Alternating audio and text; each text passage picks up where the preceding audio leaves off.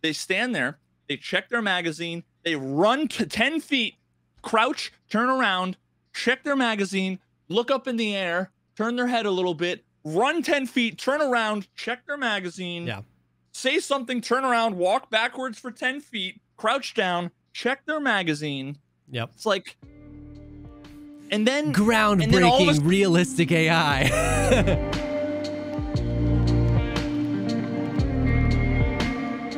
What's up, everybody? Welcome to the podcast, the show dedicated to talking about all the podcast things in life, like music, content creation, and video games. I am one of your co-hosts, JesseKazam, an Escape from Tarkov YouTuber and streamer. I was trying to think of something witty to say, and I couldn't in the moment, and so I ended kind of on a question mark. I'm Confusitas, and today I have experienced what I can't come up with a name. Okay. I don't know, like the happening, the quickening, the happening, the reversing. I don't know, but today was the day that the event horizon will live in infamy, where I'm what, 0 for 2 or 0 for 3, I'm not sure, but pretty much the majority of my VoIP interactions have turned into betrayals. No. Yeah. Both times that I can think of. I think there was one more, but I honestly can't remember the details. I probably blacked it out, PTSD style. Yeah. Fuck, dude. Today. Oh, no. Man. I did. Tell me. So the first raid, I was in one of the rooms, I think like 306, doing the quest for therapist. Oh yeah. Yep. And I was in that room, and there was a dude that rolled up. I'm like, yeah, I hear you. Yeah. And he's like, come out, with your knife out. I'm like, first of all, no, like, yeah, I'm not coming out with my knife out. Like, there's a million ways in which we can resolve this. I'm like, let's do this reasonably. I'm stuck in this room. If you're he's like, dude, I don't want to fight. Like, I'm just trying to survive and get this quest done or whatever. I'm like, fine, you can fuck off. Yeah. And problem solved, right? I'm like, but if I'm coming out of this room, it's not going to be with a knife in my hands, whatever. Yeah. I'm like, let's be cool. We'll be cool, whatever. I'm like, listen, I'll close the door. You can run by and go to whatever at the end of the hallway that room is. Loot that. And I'm like, and then I'll just fuck off in the other direction. Like, we don't need to fight, whatever. It's cool. And he was like, okay, just don't shoot me, man. Just don't, whatever, blah, blah, blah. So I'm like, fine. So then I go out all the way down to the end, up to the 3rd floor, up to the roof, because I had to place the jammer on the satellite dish. And then as I can hear him under me as I'm running back towards the door. I can hear him running under me, and I'm like, yo, is that you? Like, I'm the guy, friendly, whatever. And he didn't say anything. And then he was coming up the stairs. I'm like, dog, if you're coming up the stairs and you're not going to talk to me, I'm assuming I'm going to fuck you up. Yep. And I had a sick 8R. It was fully decked out.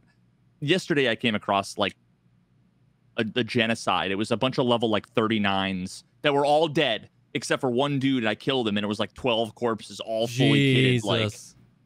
And I got a bunch of AKs and fully kitted MK47 and all this other shit. So I had this 8R, but of course all I have access to is 855. Yep. Actually 856, because 855 gets sold out, which is absurd to me. Yeah. But yeah, so the dude came out and was being all fucking aggro. He had an Alton. I dinked him 900 times, in the fucking head, but it was the engagement was too quick. I don't know why I said happy. too quick to see that he had an Alton. I thought maybe it was a ZSH or whatever. But I pinged him in the face 17 times, but he ended up killing me. But yeah, and it was the same guy, which was shitty, but wasn't the end of the world. The second one really fucking got to me, and I right before the podcast, I literally messaged the guy. I saw you were messaging I was so salty. someone. I'm about to fucking call you out, dog. Come to my fucking twitch.tv/Veritas. Come fucking watch. Because that's my only recourse, is just him feeling like shit and feeling shamed. So I roll up to Shoreline again, and I hear 2 or 3 guys, and I'm like, hey, yo, what up? I'm friendly, what's up? And I actually got a viewer kit. Okay. it was just like an AK with like a Valday and like PS, you know, nothing. It was a nice gun, but like not high tier or anything really. But it was a good kit nonetheless. And they didn't say anything. And then right as I'm like running, because they were like second floor, third floor, like 310-ish, like somewhere in that range. And I couldn't tell because the sound scuffed. Yeah. So I run all the way to the end by that window, and I went up the stairs, and I like peeked down the hallway, and then I see the guy like barely, you know how it's so dark down that hallway. Dude. I see just like the tiny little reflection outline of like his body at the last minute, and I shot him right in the forehead, and he went, ah, and then started shooting. It's just like, runs fuck. away. Yep. And I'm like, yo, like, you know, and right at this moment, I realized I have 0 energy and like 9 hydration. So I'm dying, and I have no food. I didn't really have many heals. And I'm like, you know, whatever. So I'm like, listen, can we be cool? Can we be friendly? I'm literally dying here. Like, there's no reason for us to fight. And the guy was like, yeah, you know, yeah, man, he basically was like, just fuck off and we'll be fine. I'm like, okay. After we have these whole long negotiation, we decide we're friends. I go all the way back down to the first floor, and I'm going in every room, hoping to find some crackers, or, you know, something, because I'm dying pretty quickly. And the guy ends up coming down, and I'm like, yo, it's me again, like friendly. And he's like, you the same guy? Oh, okay. I'm like, I'm literally dying. I'm like, I can't. I'm like, I have to keep walking, you know, so I can try to loot all these rooms because I got to find food. The guy's like, oh, okay, you know, that's fine. And then like 10 seconds later, he's like, yo, wait, I got some food. You need some food? And I'm like, yeah, dude, that'd be great. And I walk over, and he's like, just don't shoot me. I'm like, dude, I'm literally walking up to him, like bandaging, you know, because I'm dying. And he goes, yeah, here. And he drops a fucking can of, you know, whatever, Tashanka for me, and then pops me in the fucking head. And it was like, you piece of shit. Like, fucking scumbag. Like, oh, God. It just makes me, like, there were so many opportunities for the guy to have gotten a free kill on me. Yeah. That would have been scummy level 1. But it's like scummy level 3 to be friendly, and then let the guy walk up to you, and then establish the trust, and then drop the food, and then shoot. And he's like, oh, dude, I had the quest where I had to kill, you know, Usex with the fucking scav vest. I'm like, and that's how you have to do it? Like, be a fucking man and fight me, or, you know, like, be less of a scumbag and then say you're friendly and then kill me, but don't say you're friendly, drop me food, and then kill me. Yeah. Now, that is the worst.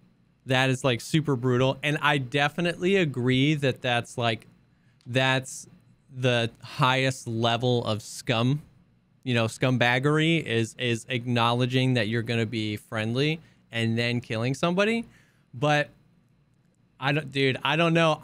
I've been there where we were doing this the other night on Shoreline. I have that same stupid quest where we were every time somebody VoIPs, we're like, yeah, we're cool. And then on Discord, like 10 seconds later, we're all like, dude, we should not have been cool with these guys. We need kills. You know what I mean? And then like somebody in my squad will just like mow them down. It's so hard. There's still like the growing pains of like VoIP.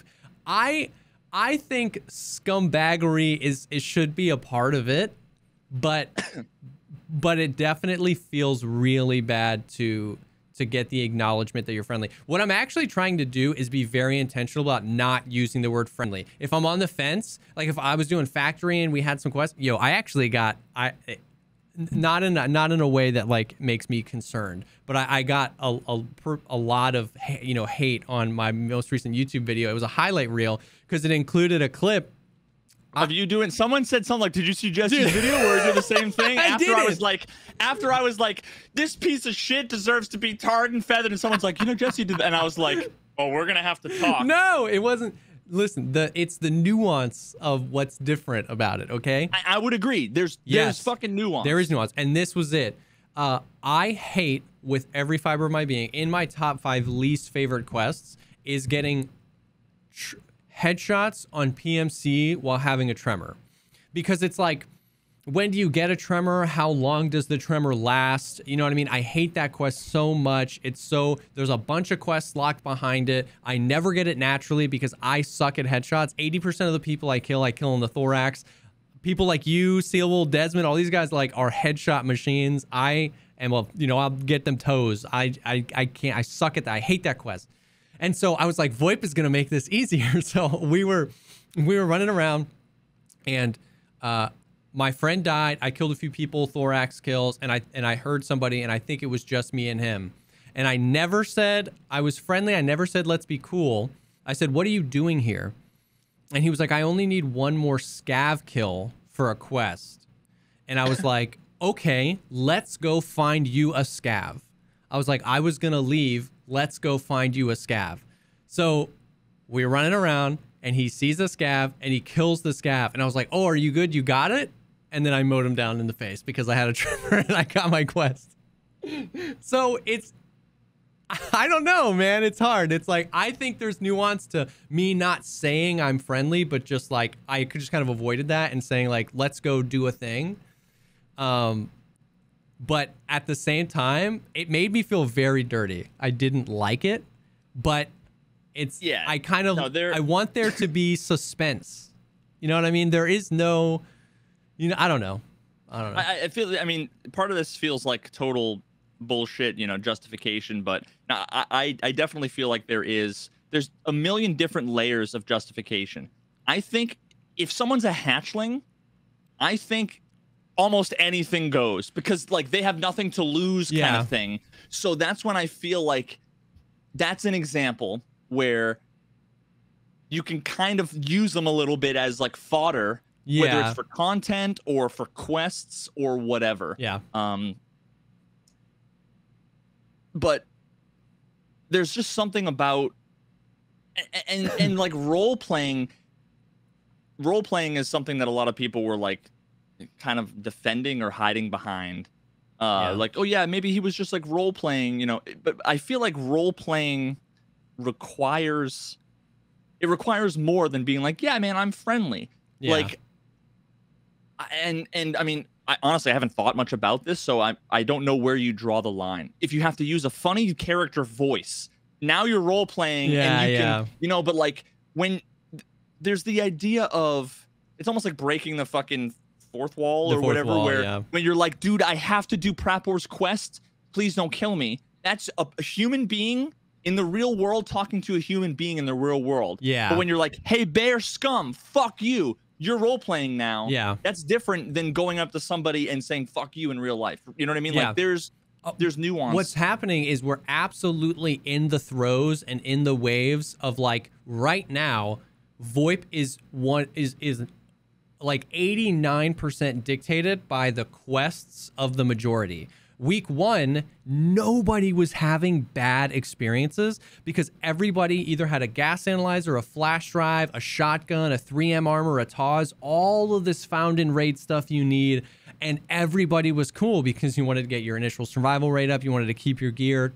Now you've got a ton of people either doing stirrup, getting pistol kills, Punisher kills, so many kills. And like I would agree, that guy probably wasn't role playing. It was a legitimate last minute decision. Like I bet he let you go and he had intended to let you go. And then he was like, I've been on this stupid quest for forever.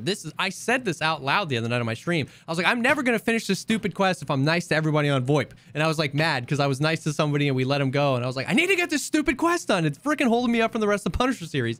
And so that's dictating a lot of it now where it's like, people are like, yo, friendly. And a lot of people are being honest. They're like, nah, dude, I got a quest. Come at me, bro. And some people are doing it that way where they're like, yeah, no, totally friendly. And then shooting you in the face. But that was totally him last minute. He was probably frustrated. He let you go, ran into you again, and was like, this guy has my trust. You know what I mean? Like, here you go. You know, like he knew he was. But why throw the food on the ground? Yeah. You know what I mean? Why not, as I'm walking towards him healing and we're talking and I'm opening up my inventory, he could have easily shot me at any point, right? Yeah. You know what I mean? Like, so there's obviously some like, it's like, whether it's like a bullying aspect or like there's just something there that isn't role playing, it's just being a fucking sociopath. I mean, yeah, some people just want to watch the world burn. But so this actually reminds me, I was watching, and I don't know if I talked to you about this the other day or if I talked about it when I forget who I was talking to, but I was watching like one of those recommended videos that ended up taking me down a rabbit hole of, you ever watch World Poker Tour? Back in the day? Okay, so like, I mean, I remember watching poker a ton as a kid, like when it was just whatever's on TV, and I would watch the like World Championship or whatever. That was probably World Poker Tour. Yeah, exactly. So, it was like an hour-long montage of this guy Phil Hellmuth, who is one of the like best fucking poker players out there historically. Okay. And he has like these. It's like an hour of like him blowing up moments, kind of thing. Okay. And he doesn't even really blow up. It's mostly just like, it's funny. It's funny because it's always like he's doing the right thing, and then someone is getting outplayed until they just get lucky with a card, and it's like the most ridiculous thing. And then he's like continuing to do the right thing, and then he's like, "What are the chances?" Yeah. And so he's just sitting there, and all of a sudden he's like, and he just stands up, like he doesn't like necessarily even scream. He just walks around and he's like, "What the fuck's going on? I can't believe this. How does this happen to me? This is so sick. I can't believe it." But one of the things, one of the moments was, and this reminds me of this, and this I think is actually a really interesting thing to consider. One of the moments was this other guy who always eggs him on, and I don't know, he's like this British guy. He seemed like a shithead. I don't know who he is, but I didn't like the guy when I was watching this other guy play. But one of the things he did was, you know how when you get dealt your opening hand, you look at your opening hand, you figure out if you want to, meet your blinds, and then you wait for the flop, you do the first 3 cards. So basically what ended up happening was, I don't remember the exact details, but it was basically like one of them said at this point, like, let's fucking roll the dice. I haven't even looked at my cards. And the other guy was like, yeah, I haven't looked at my cards either. But he had looked at his cards. Oh. So he lied about having looked at his cards. And which, given the circumstances, again, I don't remember exactly what it was, but he had sort of an advantage. And that was like, it was an interesting thing because the guy's like, dude, it's poker. What we do is we lie and we bluff. And it was like, I actually agreed with Phil in that, like, no, like that's different. Yeah. That's different because it's almost like you're stepping away from the game and you're basically saying, like, do you want to do this other thing, right? Like, it's like there's a difference between bluffing and between like poor etiquette, I guess. Yeah. And that's like what this felt like, because so many people in chat were like, dude, why are you mad? Like, that's Tarkov. What do you expect? And it's like, I thought we had something special. Yeah, because just the audacity of like, if he had never said we're friendly, and there's a difference between saying I'm friendly and I'm not going to shoot you, and not saying anything like aggressive. Like, there's a difference, right? Because you still don't know. But if you're basically saying like, dude, you have my word, that's one of those things that's like, to me, that means something. Yeah. You know what I mean? So when I say, if I were to say like, you have my word, they can't know I'm I'm serious, right? But I know I mean it. Yeah. And I won't go back on that.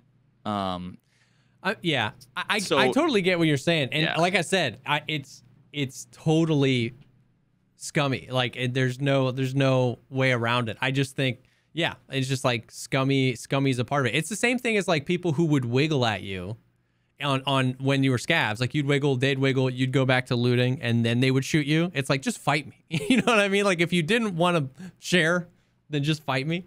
I totally get like it. I'm wiggling, which already puts me in like, you can kill me. State, yeah. I'm not aiming down sights at your head. Like, you can kill me if you want to betray me, just fucking betray me. Yeah. But don't reach out and go, yeah, man, shake my hand, and then in the other hand put a gun to my temple. Like, why not just shoot me? Yeah. Other than wanting to do some like fucking weird ass psychological warfare. Basically, as a result of today, I'm thinking about putting together a video that's essentially like the rules of VoIP engagement, where it's like, here's the like Geneva Convention around VoIP. If you want to be a good actor, here's what you do. And by good actor, I don't mean necessarily friendly. Yeah. But just like, if you intend to kill the person, don't do these 3 things. Otherwise, you're a piece of shit. You're violating the Geneva Convention, right? Yeah. Like, think about it this way. It's war. Why not torture people? You're going to kill them. Why not torture them? Well, it's like, because you have to have some fucking standards. Yeah. Right? There has to be a line that we're willing to cross. And for me, that line is not saying, yeah, dude, we're friendly, man. I'll help you out. And then not, and then do the opposite. I get it. I get what you're saying. I kind of love it at the same time. It's scummy and it's the worst. And like I said, I haven't done that. I have had a few experiences of that though. Yo, somebody killed me. I was fighting an interchange, and it was a 2-man of PMCs, and they split. And the one PMC that I knew was there, I was like tracking him via audio, and he was coming around this way. So I knew the guy I was just shooting at was over here to my left now. And from my right, somebody comes up and he was like, yo, I'm a player scav. Do you want to take the scav PMC extract? And he peeks in, and he was mid grenade animation, and he goes, whoosh, and he throws the grenade and backs up, and I die. I was like, you son of a gun. I let my guard down because I wasn't like preempt, because I knew there was a PMC over here. So I was like, oh, this guy is just coming up, but he doesn't even know what he's coming up into. I got to worry about this guy. And I just see him peek out and throw a grenade into the room. And I was like, you suck. But I thought it was hilarious at the same time. And then I've been seeing that a lot more. People are like, yo, I'm friendly, and then their teammate will take a shot at us or something. But I'm just, like I said, the whole VoIP thing is, I'm so interested to see how it goes down when the majority of the people are the majority of the way through their quests, because it totally changes the thing. Because I hate the stupid quests. You know what I mean? I've just done them too many times. I'm so tired of letting people walk away from me on shoreline when I've got my scav vest and my balaclava on. You know what I mean? It's like, I want to kill people. But at the same time, it's like my reaction when I hear somebody go like, yo, are you friendly? Like, I'm so excited about VoIP, and I'm like, yo, what's up, dude? What's up? And then I'm like, oh no, now he thinks I'm nice. And if I kill him, I'm going to be like, I don't know. I think, I had people in my YouTube comments being like I'm unsubbing. Like, you, up until this moment, you were my favorite Tarkov content creator. And I was like, okay. You know what I mean? Dude, that takes me back actually to like one of my darkest moments as a streamer. I think I know what you're gonna say. The ultimate like betrayal moment. But in this case, I think it was like nuanced and partially defendable, although I literally feel guilty, and I felt guilty. It literally like ruined my week. I was doing a fucking funny ass raid with a bunch of my mods. Yeah, I know. And this was like 2 years ago or something. Yeah. And this was like, it was late into a wipe. Everybody had a bajillion everything. Like, nobody needed their gear. Like, yeah. All of these factors, I guess I'm using to fucking like try to justify whatever. But one of the things I was doing was I was like taking a screenshot. One of those like free look screenshots. Oh yeah, speaking of free look, we got to talk about something. Yeah, I put that on. You fucking asshole. And we were at like the campsite on customs. Yeah. And then I get a donation from a guy for $50 that was like, I'll donate another 50 if you know what it was? Fuck, I don't remember if he donated and said I'll give you another 50, or he said I'll give you $100 right now if you kill everyone. Like if you whack all these all your mods. And I'm like, $100. That's a lot of money. Like, so that's like, and I ended up killing them, and then instantly like the pit of my stomach like dropped, and I was like, that wasn't worth it. Like, that feels shitty. But you know what? In hindsight, like, again, I feel shitty about it, but think about it. If any of them had done the same to me, I would have been like, dude, we just traded some pixels for real money that will like pay your electric bill. You know what I mean? Like, if that dude, I'd been pissed off, and if that dude said, "You sorry, man, I got a fucking donation or whatever," I'd be like, all right, that's fine. Or if he was like, dude, sorry, you know, I really wanted to do like this skit thing for my YouTube channel, or I'm a streamer and I did it for the content.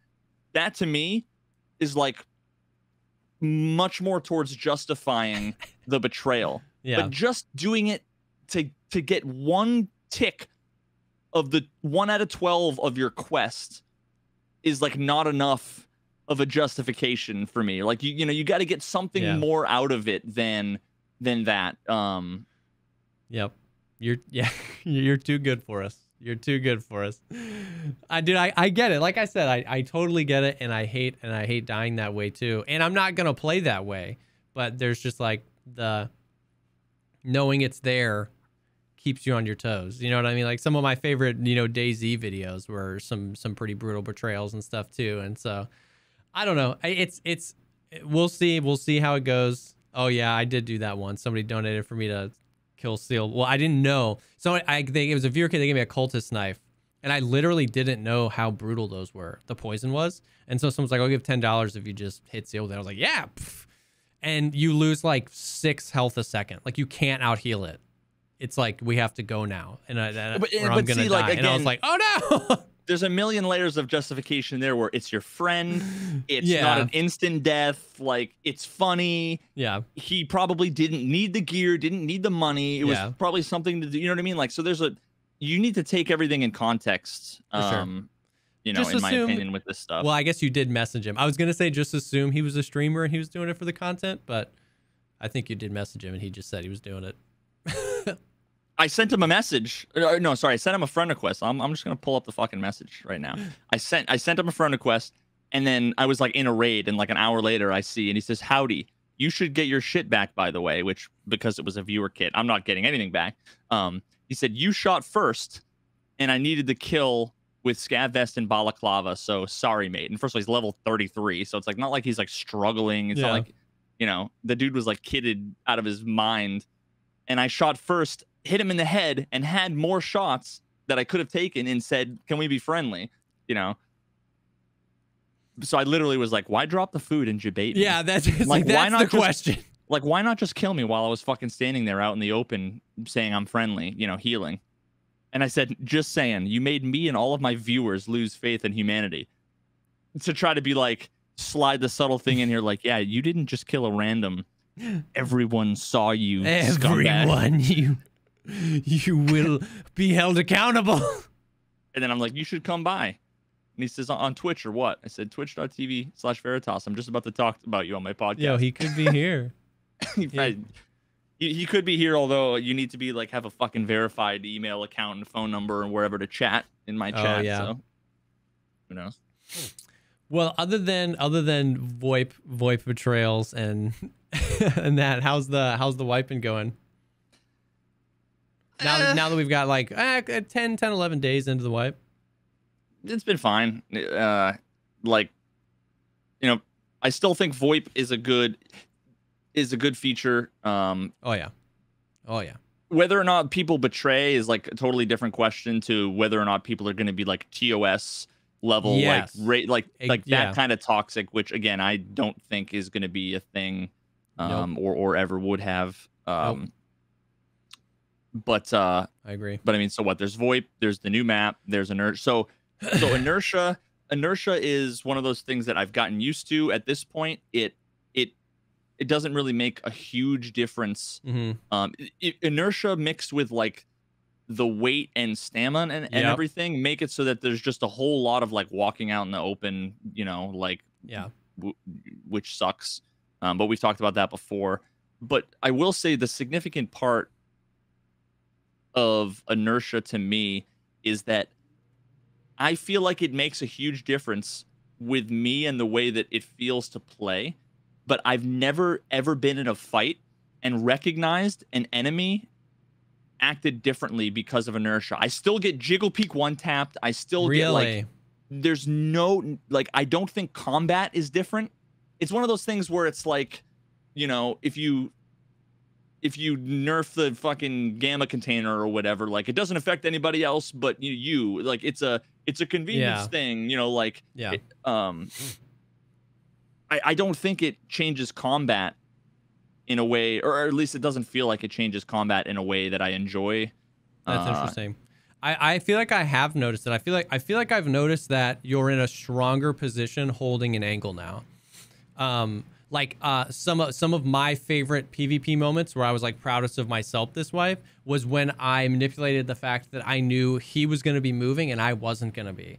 Like, you know what I mean? So right now with the inertia, like if you're in a full sprint, it takes you a second to slow down to your sprint. If you're standing, it takes you a second to work up. You know what I mean? If you're heavy, oh my God, it's brutal.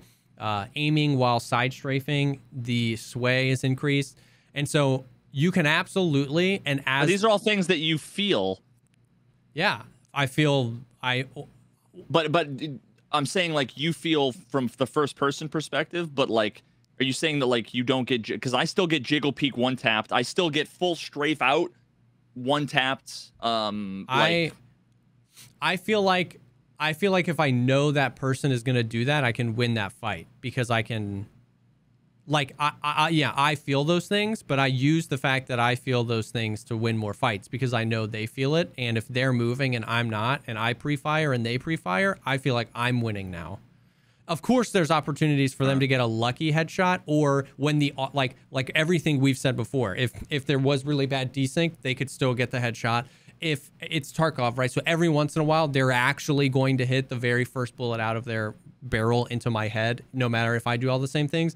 And then additionally, if the audio that I was trusting to make my moves, you know what I mean? If I thought he's in this room and he's in this room, I get the jiggle peek pre-fire, and I was like, and I just didn't know where he was. But when the things are working, or if it's outside, I have won fights because I'm like, Jesse, slow down, hold the angle, just wait and see if he peeks that. And if he does, boom, I win. Like there was a fight on Interchange where I was like jumping over tables, and in my brain, I was like, stop. And so I just tucked into a right side peek, and I saw his flashlight, and I just waited for him to peek, boom, dead. And his teammate did the same thing, boom, boom, dead. And I was like, I win, you lose. You're peeking, you're moving, I win. Of course, it's definitely not all the time, and all of the things that plague the game still plague the game in that way. And I will definitely concede that it hasn't been as like mind-blowingly impactful as I was like almost kind of anticipating it would be. You know what I mean? Like I too kind of have already just gotten used to it and don't really consider it too much. But I think if I was going to make a brand new PvP guide to Escape from Tarkov a month ago, I would have said like be as aggressive as possible because that's how you win more fights.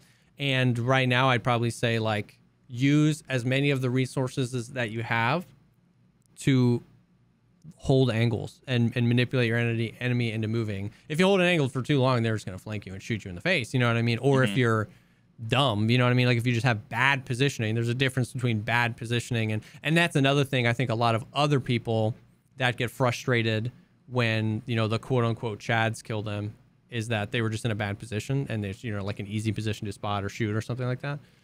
So I think, yeah, I do think it's affecting combat a little bit. I'm really interested to see how it affects combat long term with like, because with how much I'm already used to it with level 10 strength and 8 endurance, I'm very interested to see how much it's going to take effect when I'm level 50 strength and 50. Yeah, that's the thing that people have been saying, like, how do you feel about inertia and how it's changed combat? And it's like, I'll let you know when I have like quote unquote meta guns and my skills aren't like level 7, because if it feels like this forever, then I would say that there's, you know, it's good a difference. But I would say that 90% of the difference comes from the recoil changes and how recoil feels full auto than inertia. That's definitely, because like you can still like if you're strafing, now you just need to initiate the strafe a little earlier and a little further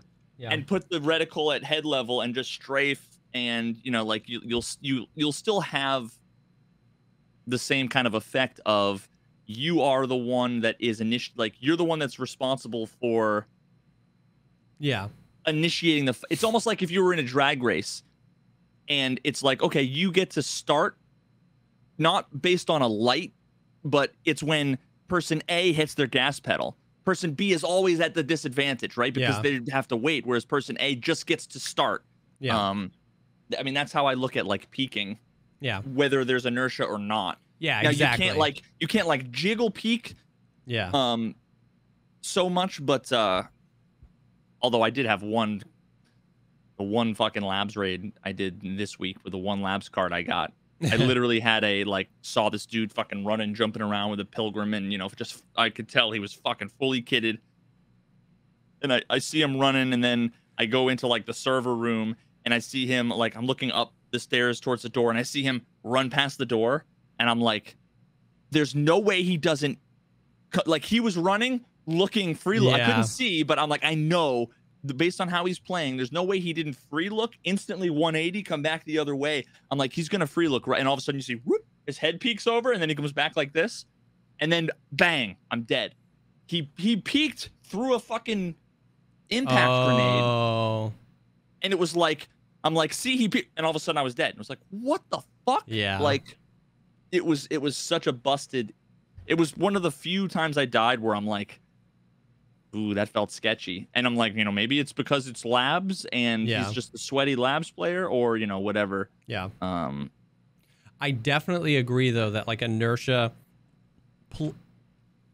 plays in a dance with the recoil changes and the stamina changes, and that together is what makes combat feel so different this wipe. You know what I mean? Because you're shooting Jupiter out on your third shot. If you've got a stock AKM, all you've done is put a hollow on it. You're like, bah, bah, bah, bah, bah, bah, and you're like, oh my God, you know what I mean? And so, and then if you get shot even once, you're a stone statue. You just can't move at all. So that I definitely agree that it's not just the inertia, that the inertia hasn't had as big of a impact as I anticipated it would.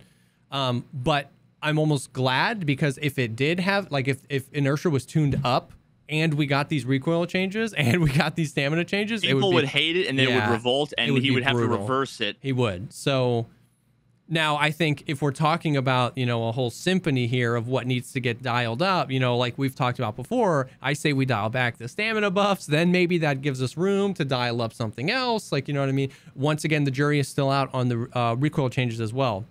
I haven't gotten my hands on a 32 vertical recoil M4 yet this wipe, so I don't know how, this wipe's 32 vertical recoil M4 compares to last wipe's 32 vertical recoil M4. So I'm not saying that they should tune up or down the recoil changes. We just have to let that play out first. You know what I mean?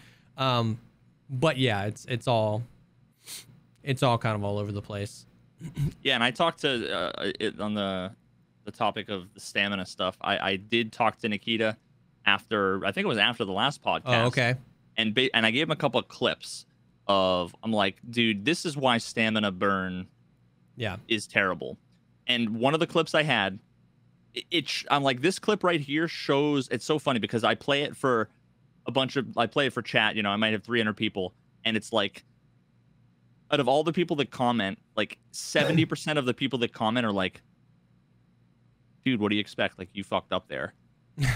And it's it's just amazing that it just blows my mind, because here's the scenario.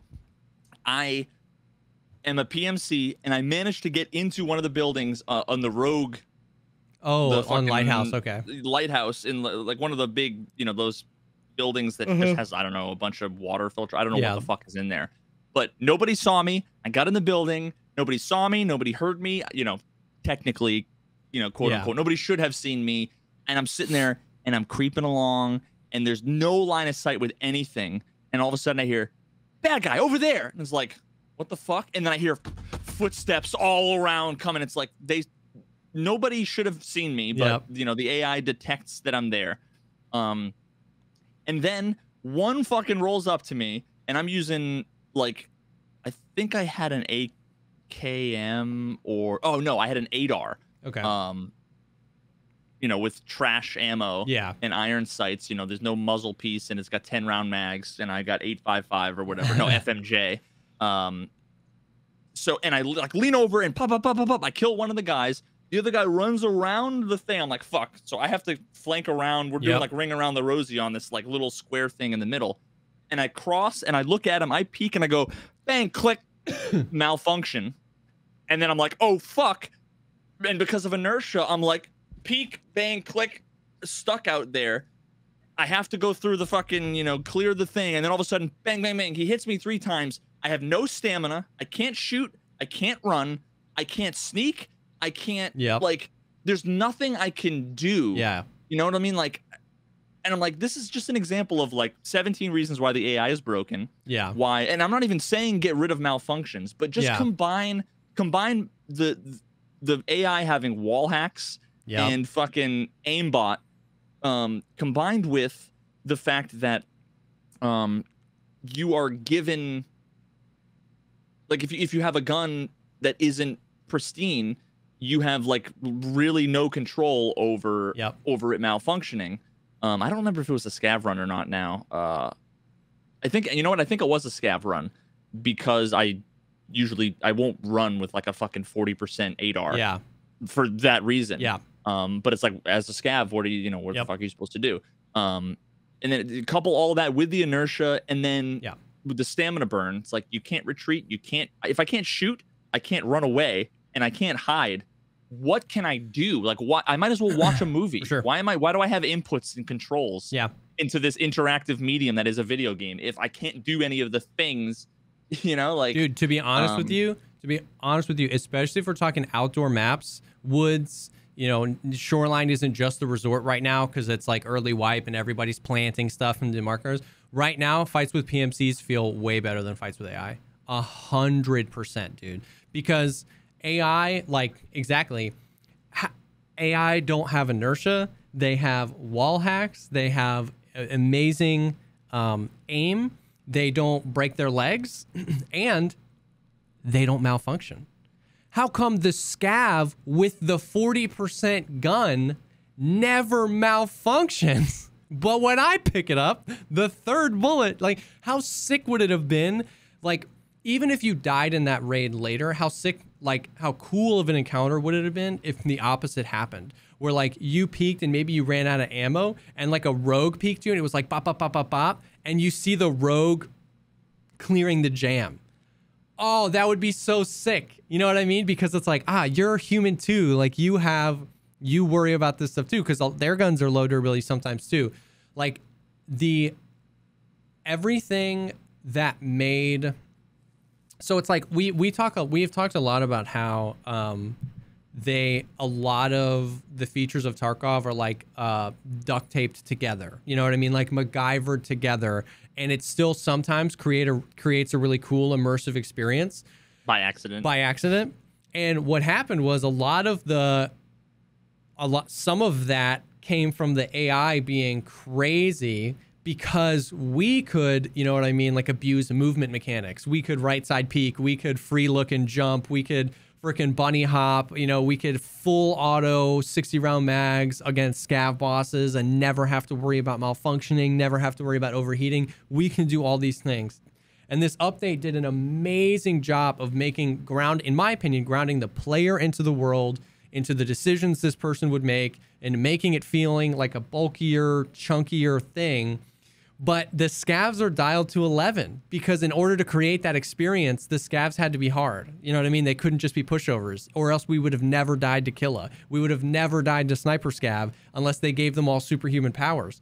So now they put all these brutal things in for us, but they didn't turn down the scavs, and it just feels like all of the worst parts of this patch. And once again, I'm not trying to sound like a complainer. This is the best patch in Escape from Tarkov's history, period, in my opinion.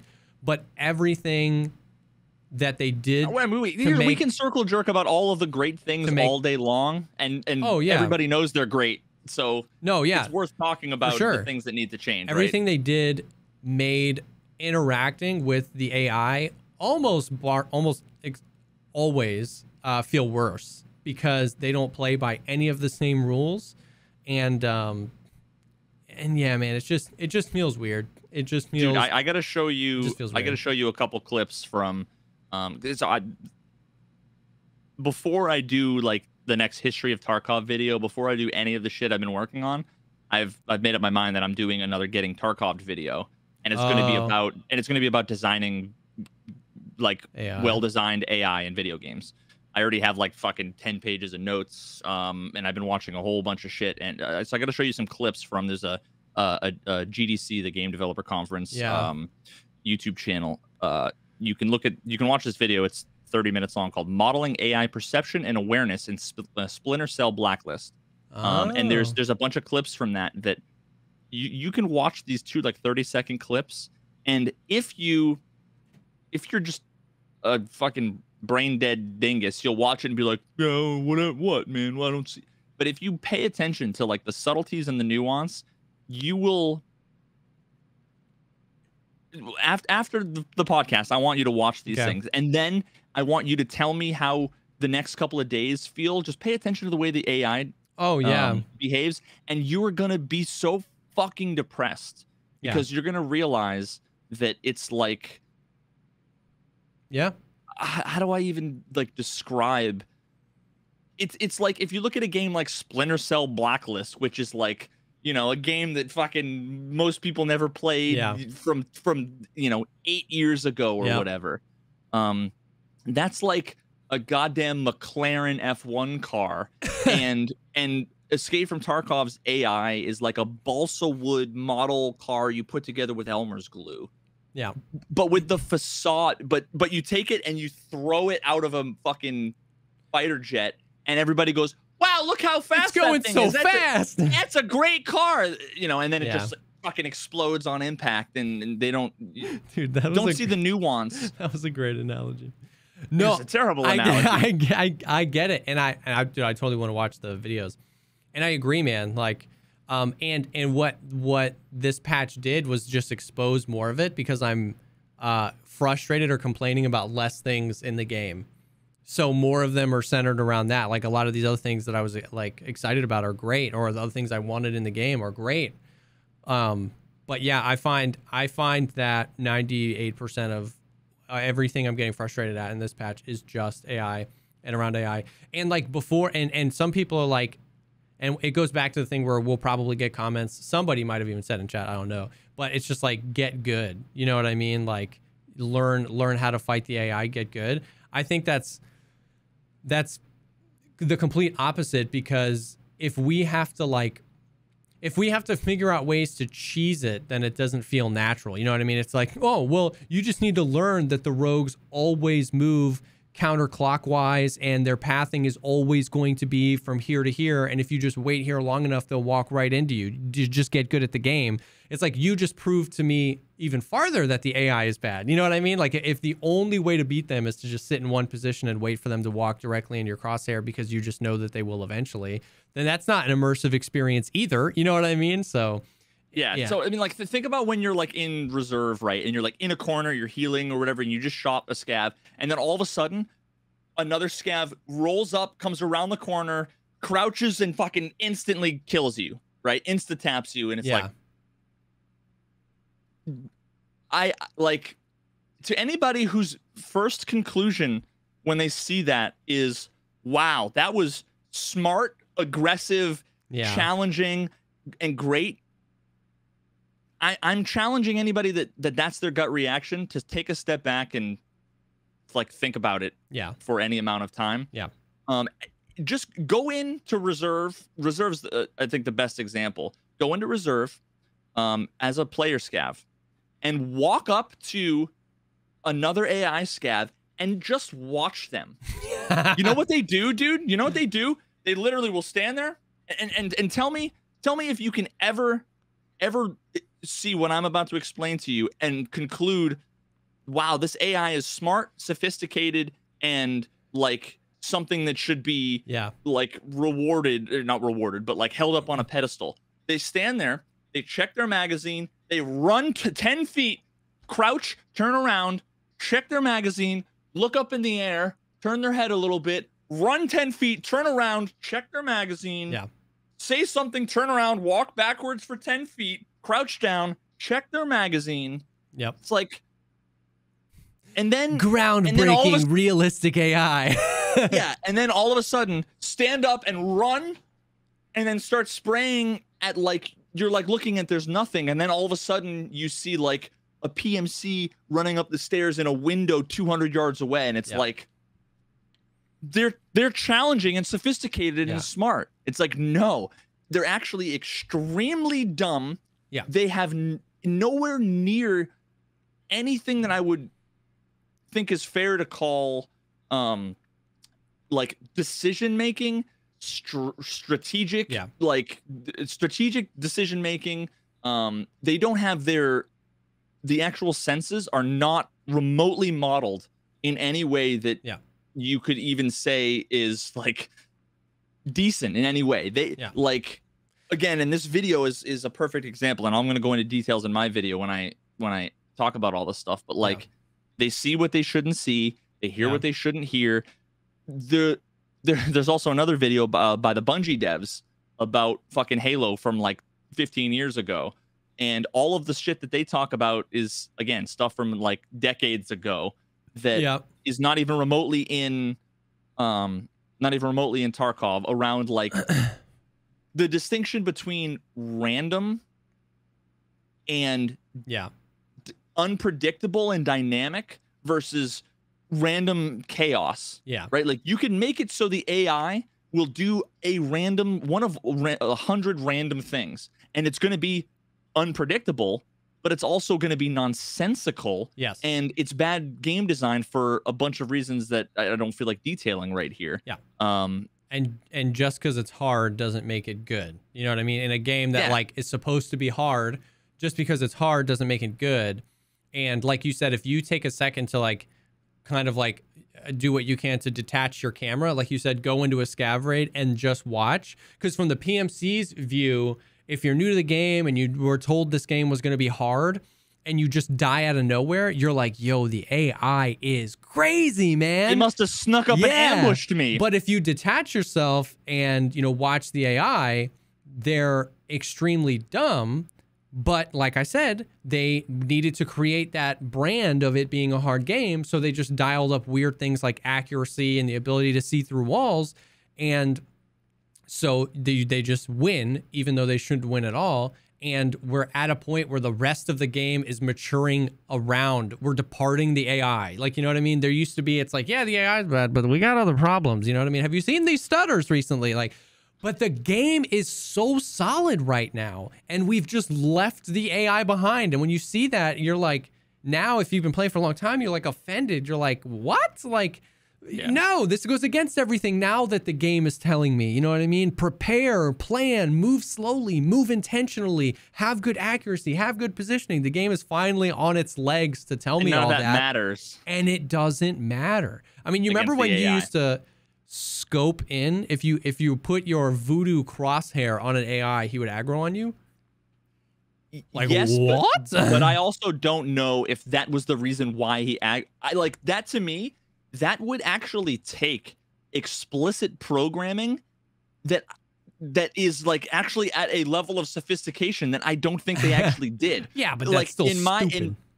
No, but like, I know my assumption. My assumption is more along the lines of, if you're within this radius, then every second roll the dice, and if it's a 1 or a 2, it sees you.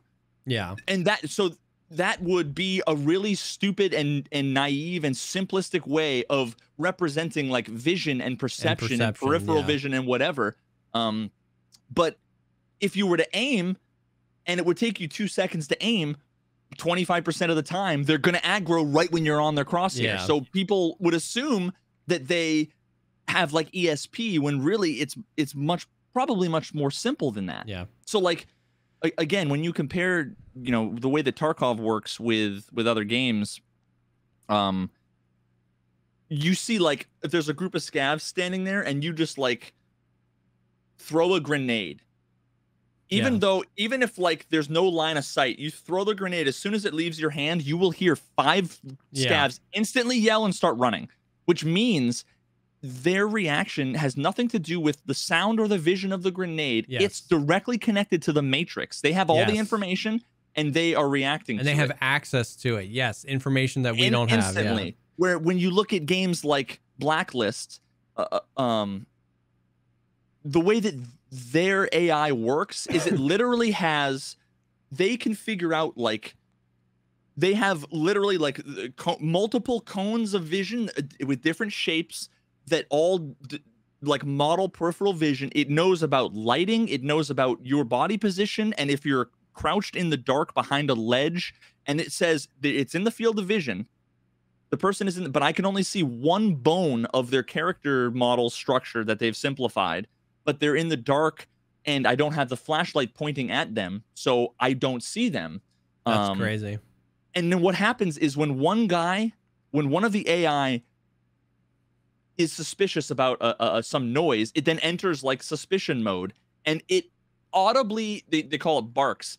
It says, the whole, what was that? Must have been the wind kind of thing. Like, that's not just them doing stupid exposition. Yeah. It's there to inform the player that like of the state change. It's important because otherwise it just seems random and the players can never learn and try to learn from their engagements and use them in the future because they don't know that the decisions are being made. Nikita even told me that, I'm like, because the scavs don't do A, B, C, or D. And he's like, they do all of those things. And I'm like, there's no way for us to know because they don't. Yeah. The transitions are instantaneous and they're seemingly random. Yeah. And that was, go ahead. Yeah, but so what happens is one guy will then become suspicious, and then shortly after, another guy, like that information has to propagate from one AI to another. And like, so the guy has to say, hey, Joe, there's something sketchy going on. And the other guy goes, huh? Oh, okay. And then he enters the mode, but that's 3 seconds in between. Yeah. And then if you kill another guy and maybe he hears like the other guy hears the grunt, well, then he enters high alert mode. Yeah. But then all of the other people on all of the rest of the map don't have any idea that this stuff is going on. Yeah. One other guy might say, hey, Joe, we got a bogey over here. What is actually happened is there's an archetype of this is like the boss. He then becomes the coordinator and the decision maker between all of the other AI, and it's all dynamic. Cool. It's not scripted. It's all dynamic. So there's one point where the AI literally knows that the guy is up on a ledge, and it knows based on the pathfinding algorithm, which is, you could basically say is their deduction of, I know this little street area. They're up on the balcony. They said, we can't get to they're saying this out loud. We can't get to him. Provide cover fire for me. I'm going to throw a grenade out there and flush him out. And the guy says, all right, let me reposition. He repositions, says, all right, covering fire. Then the guy throws the grenade. Again, this is all dynamic and not scripted.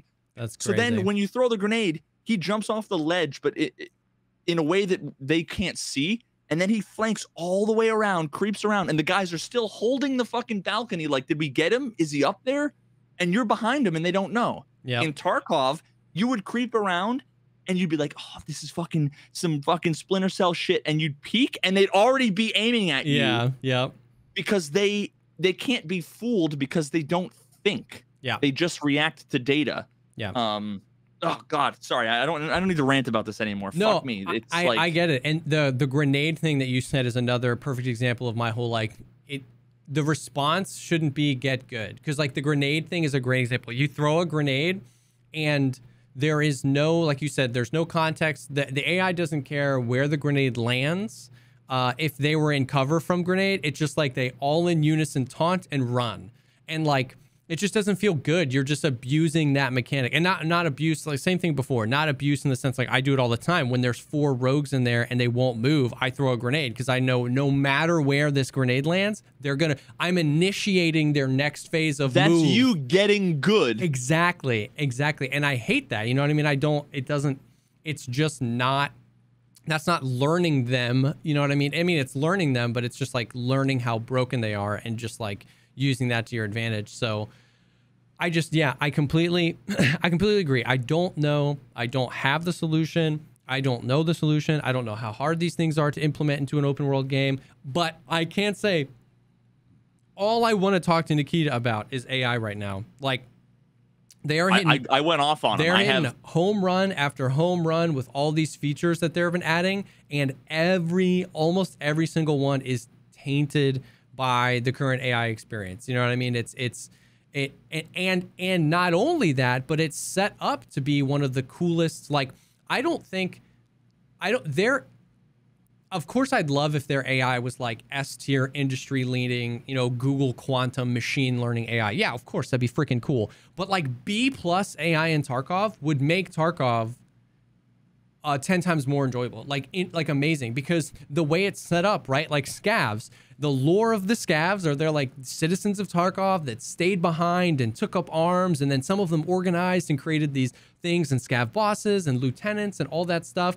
And it's like the game tells me that these are just like ragamuffin rando dudes. When I pick up their gun is oftentimes without a buttstock, a dust cover. It's at no iron sights. It's at a low durability. So it just comes back to like, it's bad game design when a game tells you with every shred of its context that something is supposed to behave this way, and then it behaves the complete opposite way, right? Like that's just fundamentally bad game design. And so the lore, the visuals of the scav, the visuals of their guns, the durability of their guns when I pick them up, all tell me that this is just like some podunk dude who's just trying to defend his homeland. And then he one-taps me from 200 meters away with a gun with no buttstock, the rear iron sight, but not the front iron sight. While moving, and you're hitting him with chest shots. Yeah, while you broke his leg and he's side strafing, he hits that shot. And you're like, that just leaves you with this feeling of like, wait, the game told me. Then, or if you kill him and you pick up his gun and you aim at a PMC and you malfunction, you know what I mean? It's like the game, that's it. It's not, I'm not trying to rag on BSG. It's just like, just look at the game. Look at what the game tells you, and then look at what happens in the game. Those two things should be one. And with the AI, they're not at all. They're highly trained Navy SEALs dressed as scavs. You know what I mean? It's just they're not even that. It's so frustrating. I don't even see them as overpowered. Yeah. I see them as like they're literally directly connected to the Matrix. Yeah. They are ones and zeros manifest of destruction. Yeah, like yeah. Ugh. But yeah, I've been talking to Nikita a lot about this. I have tons of messages. It's so I have minutes of like voice recording. He voice records his responses half the time to me. But like the last 3 days I've been talking to Nikita, there has been 3 separate occasions where things that we all know about and we all are frustrated about, they were the first time Nikita heard about them. I finally came out and said, dude, nobody fucking says anything to you, huh? And he goes, nope. Like one of the things was I had a grenade throw on interchange. I was like in Brutal or something, and I popped out and went to go throw a grenade, and I had one of those like total stutter fucking things. Oh yeah. And I'm like, you know, and he was like, wow, that was a really bad stutter. That was weird. And I'm like, dude, it's interchange. Every time you get near the center of interchange, there's like a hard lock. Every PMC, been like that for every raid, every server. Yep. He was like, what do you mean? I've never heard about this before. He's like, do you have any clips? Are you sure? So, and I literally, I started my stream and I'm like, all right, I'm hope I'm going to be able to reproduce. And I'm literally walking and I come up the ramp, the fucking broken ramp outside of, and it was like, and it was like, well, here we fucking go. Like, send it right to Nikita. I'm like, first raid of the day. And then even like Clean, I tweeted about it and Clean responded. He's like, yep, every single raid interchange. It's always been like this. And I'm like, even Clean, like, no, just nobody says these things. So now he's like, holy shit, he had no idea about that.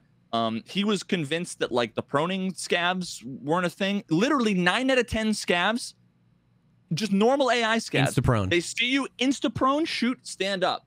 And it's the stupidest thing in the world. So triggering to me. Who does that? No, like, I can't even... Like, that to me is like, that is on the level of if I saw a scav and I witnessed him turn his gun around and shoot himself in the face. Like that's on the same level of who thought that was a good idea to me. Just 100%. Like no players do that. No humans in real life do that. No amateur gun enthusiasts do that. No other video game shooter that I've ever seen in my entire life does that. Like whose idea was it that like we should give them a greater than 80% chance to iframe to the ground. They're invincible during that frame to the ground, shoot you in the ankles and the Achilles heel, and then stand back up. Plus 80+% of the time that should happen. Like, what? Dude, like I've got that's like so a many tactical clips. nuke. I'm just like, what? Like, I don't got who approved that? Yeah, I've got so many clips that are almost identical, and then I turn a corner, I see a scav, and they go Stragili, and then I go to aim down sights with my like decent gun, but it's got a Valdez, so the ergo on it is, you know, whatever, and so you gotta like kind of sway into whatever, and while you're doing that, you're right on them. They go prone, so then you put your thing down, and then they're back up, and then they stand back up, so then you go back up, and before you can get there, wha-bang, fucking shotgun to the face, and you're dead. And it's like, I don't understand that at all, bro. So, dude, if he didn't know, then bring that to his attention. I will gladly. I don't know what I'll do. I'll do anything. I'll do anything. I will provide you all the clips. I will spend the next 48 hours scrubbing through. I have a 8 terabyte hard drive of all my streams.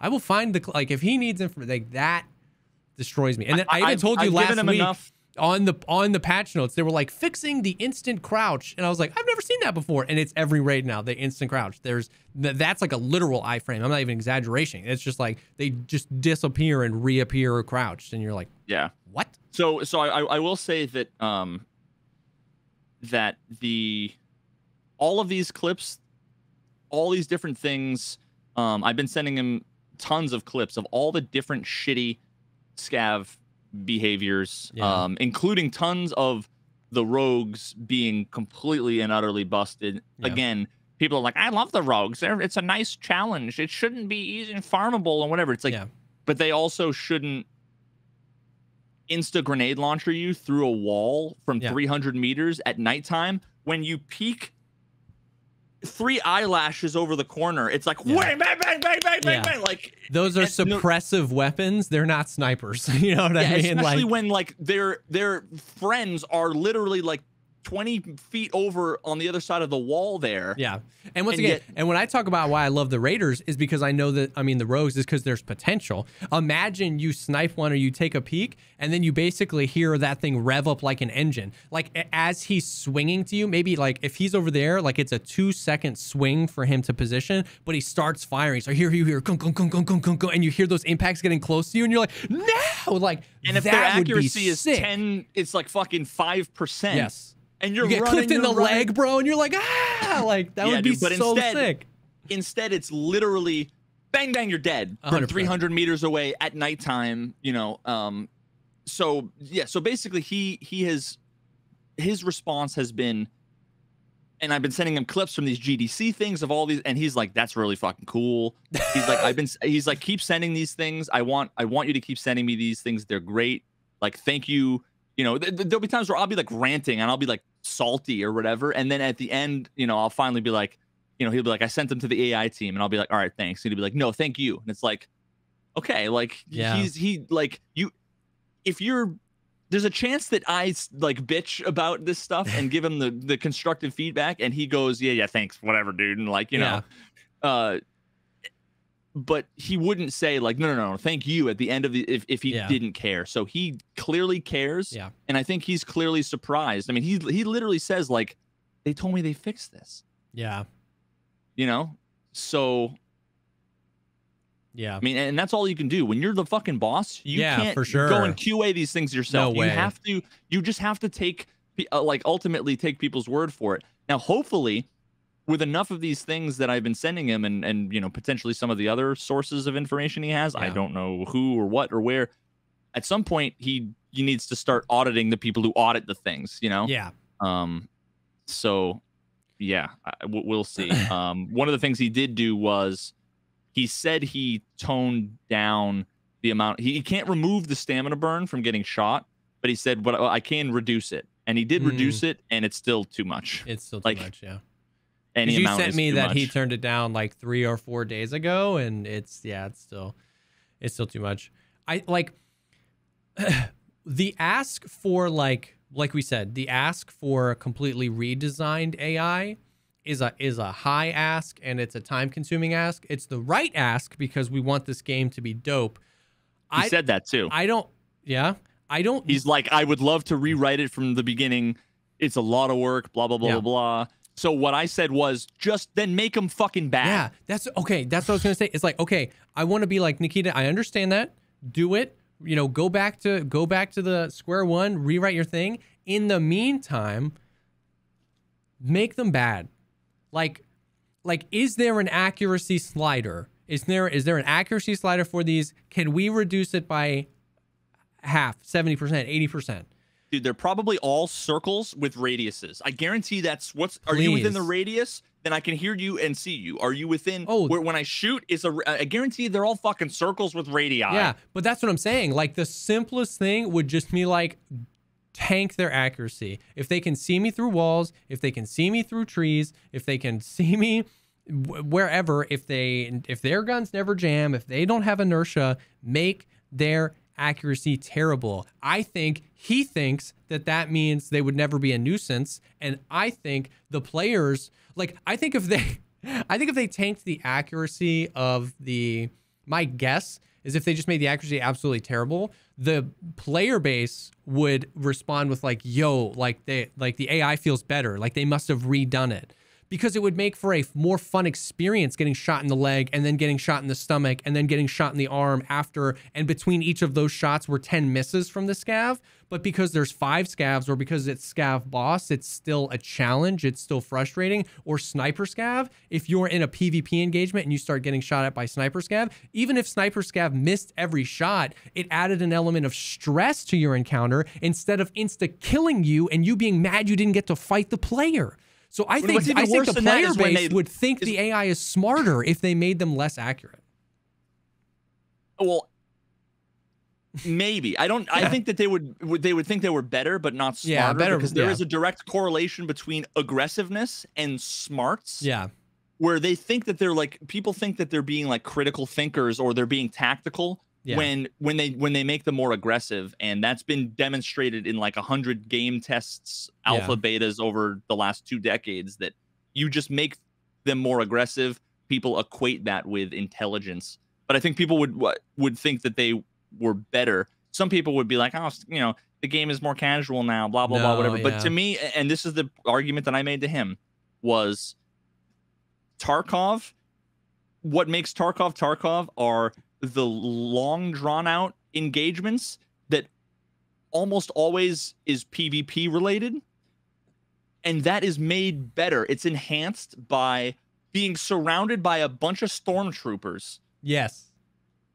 Because then it makes all these really cool, dynamic, crazy engagements where you're alive for a while and you can use tactics and whatever. But instead, if you sneak around for 40 minutes and then get insta-tapped and killed by the AI, you know, like, the game it's just worse in every way because of it. So I made the argument, like, just fucking make them bad in the meantime. And I don't know. I don't know that necessarily resonated with him, but I tried. Bro, and I wish I could call him on the phone, man. I hope he's listening, because I just agree. And I can empathize with the fact that it seems like it would go the other way. I can empathize with the fact that he feels like making the AI bad would just make the game easier and therefore more casual.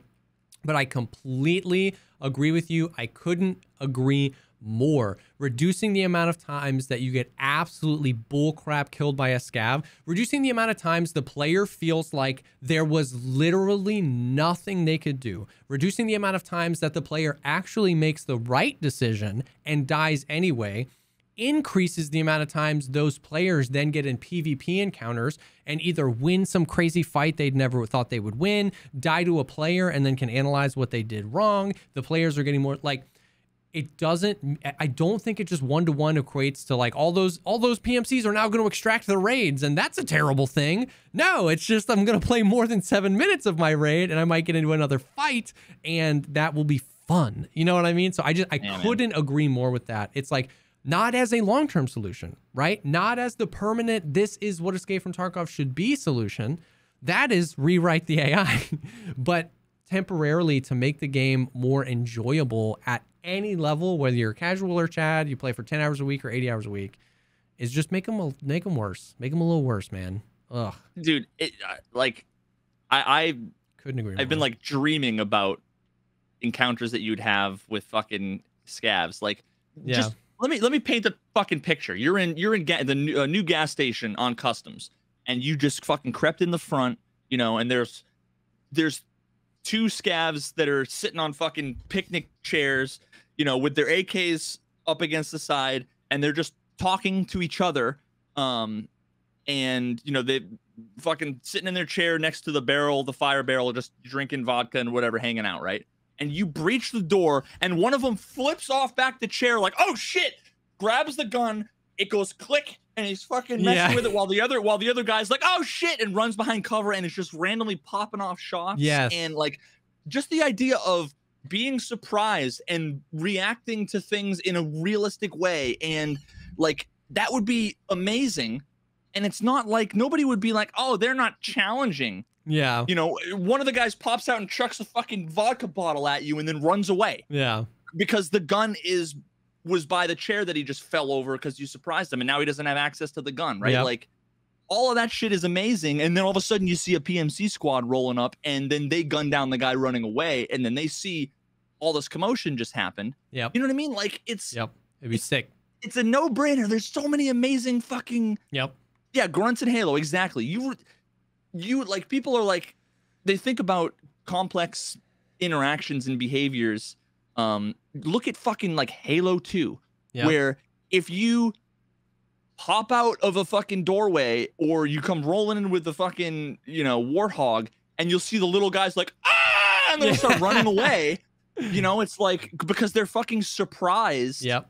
You know, there's nothing like that, and there's so many opportunities for amazing fucking things like that, you know? Like, I agree. Ugh. Now, that being said, did you see some of the changes that were made to the scavs this week?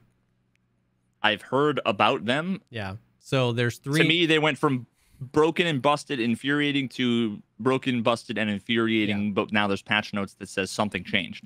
Oh, well, it made it worse.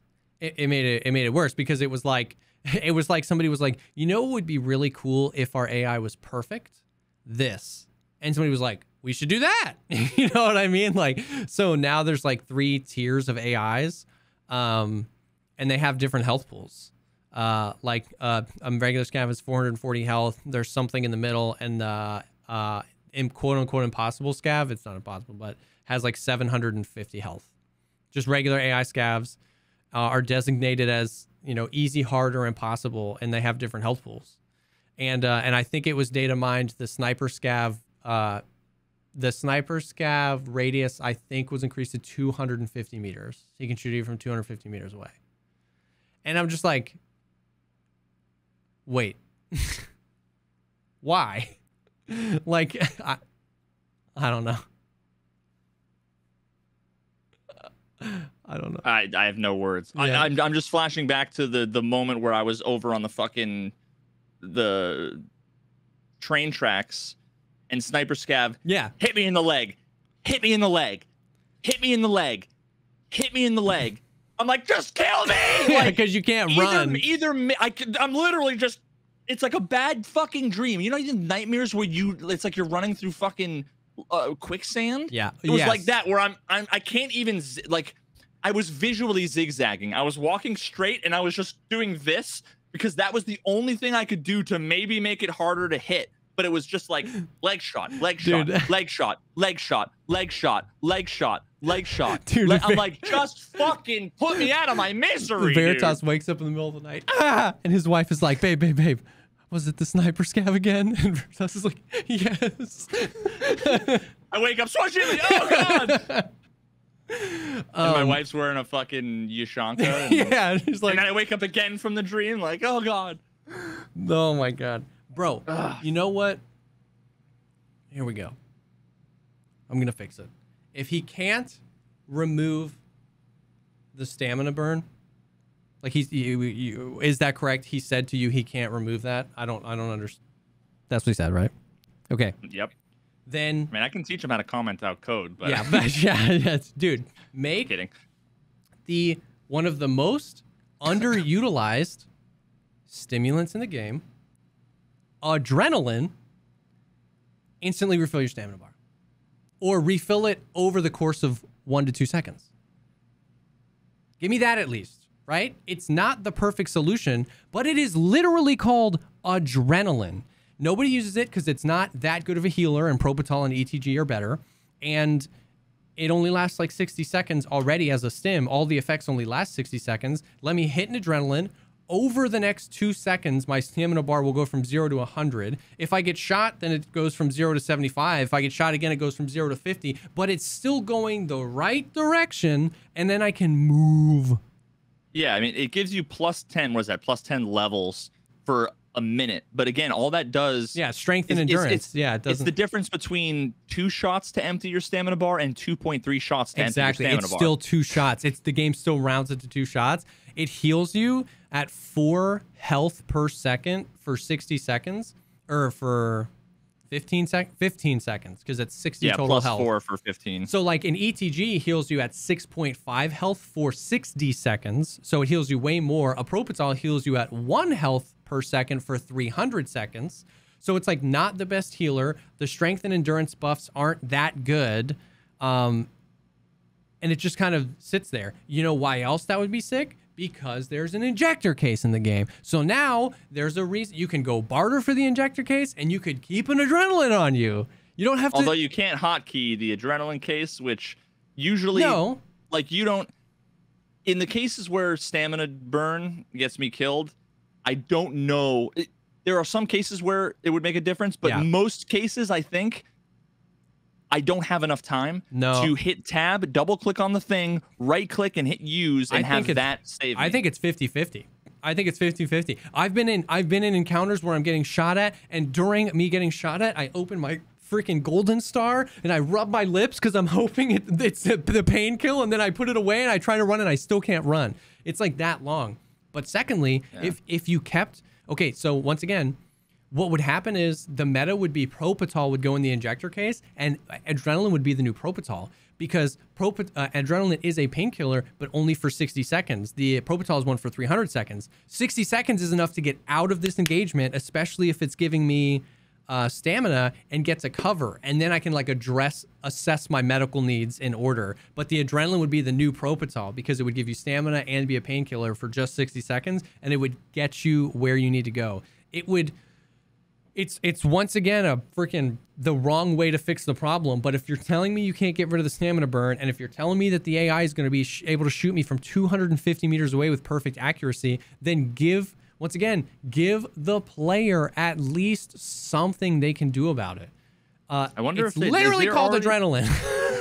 Is there a precedent in the game for instantly refilling a bar? I'm just thinking about from a technical perspective. Yeah. Like that might be like I'm not 100% sure that would be the SJ6 the blue stem increases your stamina recovery by a certain percentage. So if you're just make it 9999999, that you could do it that way, because if you run out of stamina, and like if you're level 1 and you run through your stamina bar and you just stand there and wait for it to go, and then you SJ6 and you run until you run out of stamina, you're going to run much farther because it also gives you max endurance. But when you're out of stamina, you stand there, it's going to go faster.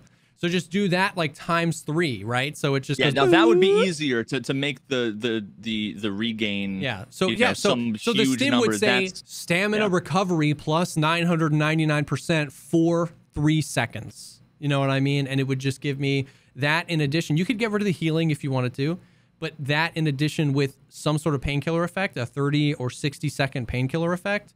I don't even care if it takes away 15 of my hydration. I almost like that it would take away 15 of my hydration. I almost like the concept of making a really rash decision quickly that I then have at least the time later to face the consequences of. You know what I mean? Like, I think that would be S tier.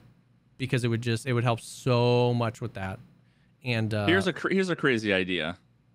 I haven't thought about it. It just popped into my head. But get rid of the leg stamina bar entirely, and just have it be, make it so that like your energy, like your 100 energy when you have to eat, like that gets drained. So if you full sprint for 3 minutes straight, like you're gonna kill yourself, like the equivalent of like passing out. Oh yeah. Because you push yourself to the to the limit. Like I would much rather have it be where if my energy goes from 100 down to 10 in 30 seconds if I'm being shot, but I'm like pushing through the pain. Yeah. To me, that almost seems like, if we're talking about like dumb, simple solutions to like band-aid it in the meantime, like that to me is better, because I mean, what you essentially have, like the end result would be kind of similar to just how like a burst of adrenaline would work anyway. Yeah. You know what I mean? Like your body at some point is going to give out, right? Yeah. But like you're never going to be just walking. Yeah. If someone has a gun and is shooting at you, you know what I mean? Like, I don't care how tired you are. You'd be running. How much stuff you have in your backpack. Yeah, you'd be running until you fell unconscious or died if you were getting shot at. You know what I mean? Yeah. You wouldn't be walking.